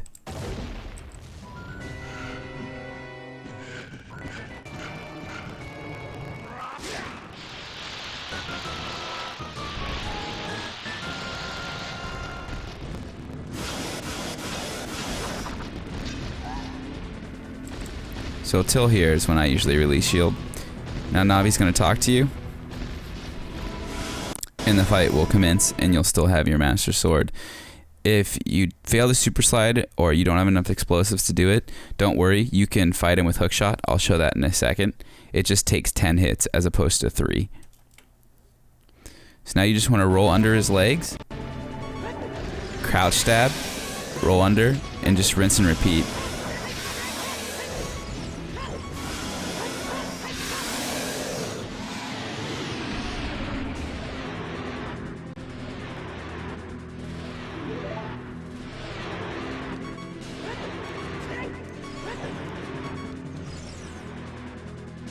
Like I said, if you ever fail the super slide, you're gonna have to fight him with hookshot, and that's not too bad. This first cycle, you get quite a bit of time to turn around and catch your bearings. If you want to play it safe, you're always welcome to run away and line it back up and take this fight as slow as you need to. I'm just showing you kind of the way that everybody, like, the common way to do it. So you can see this part of the fight is much longer when you fight him with hookshot.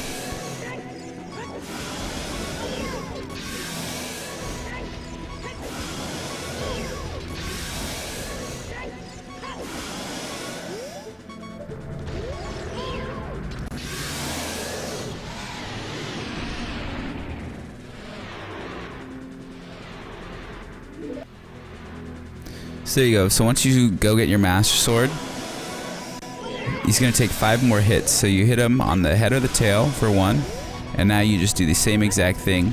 The only difference in this cycle is that he gives you less time to hit his tail.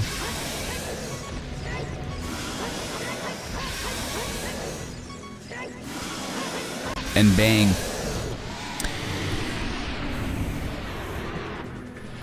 And you're basically there. All you need to do now is to deliver the final blow. And you want to hold slightly up of down left. And once you gain control of Link, once you see him start moving, just press B and finish the run.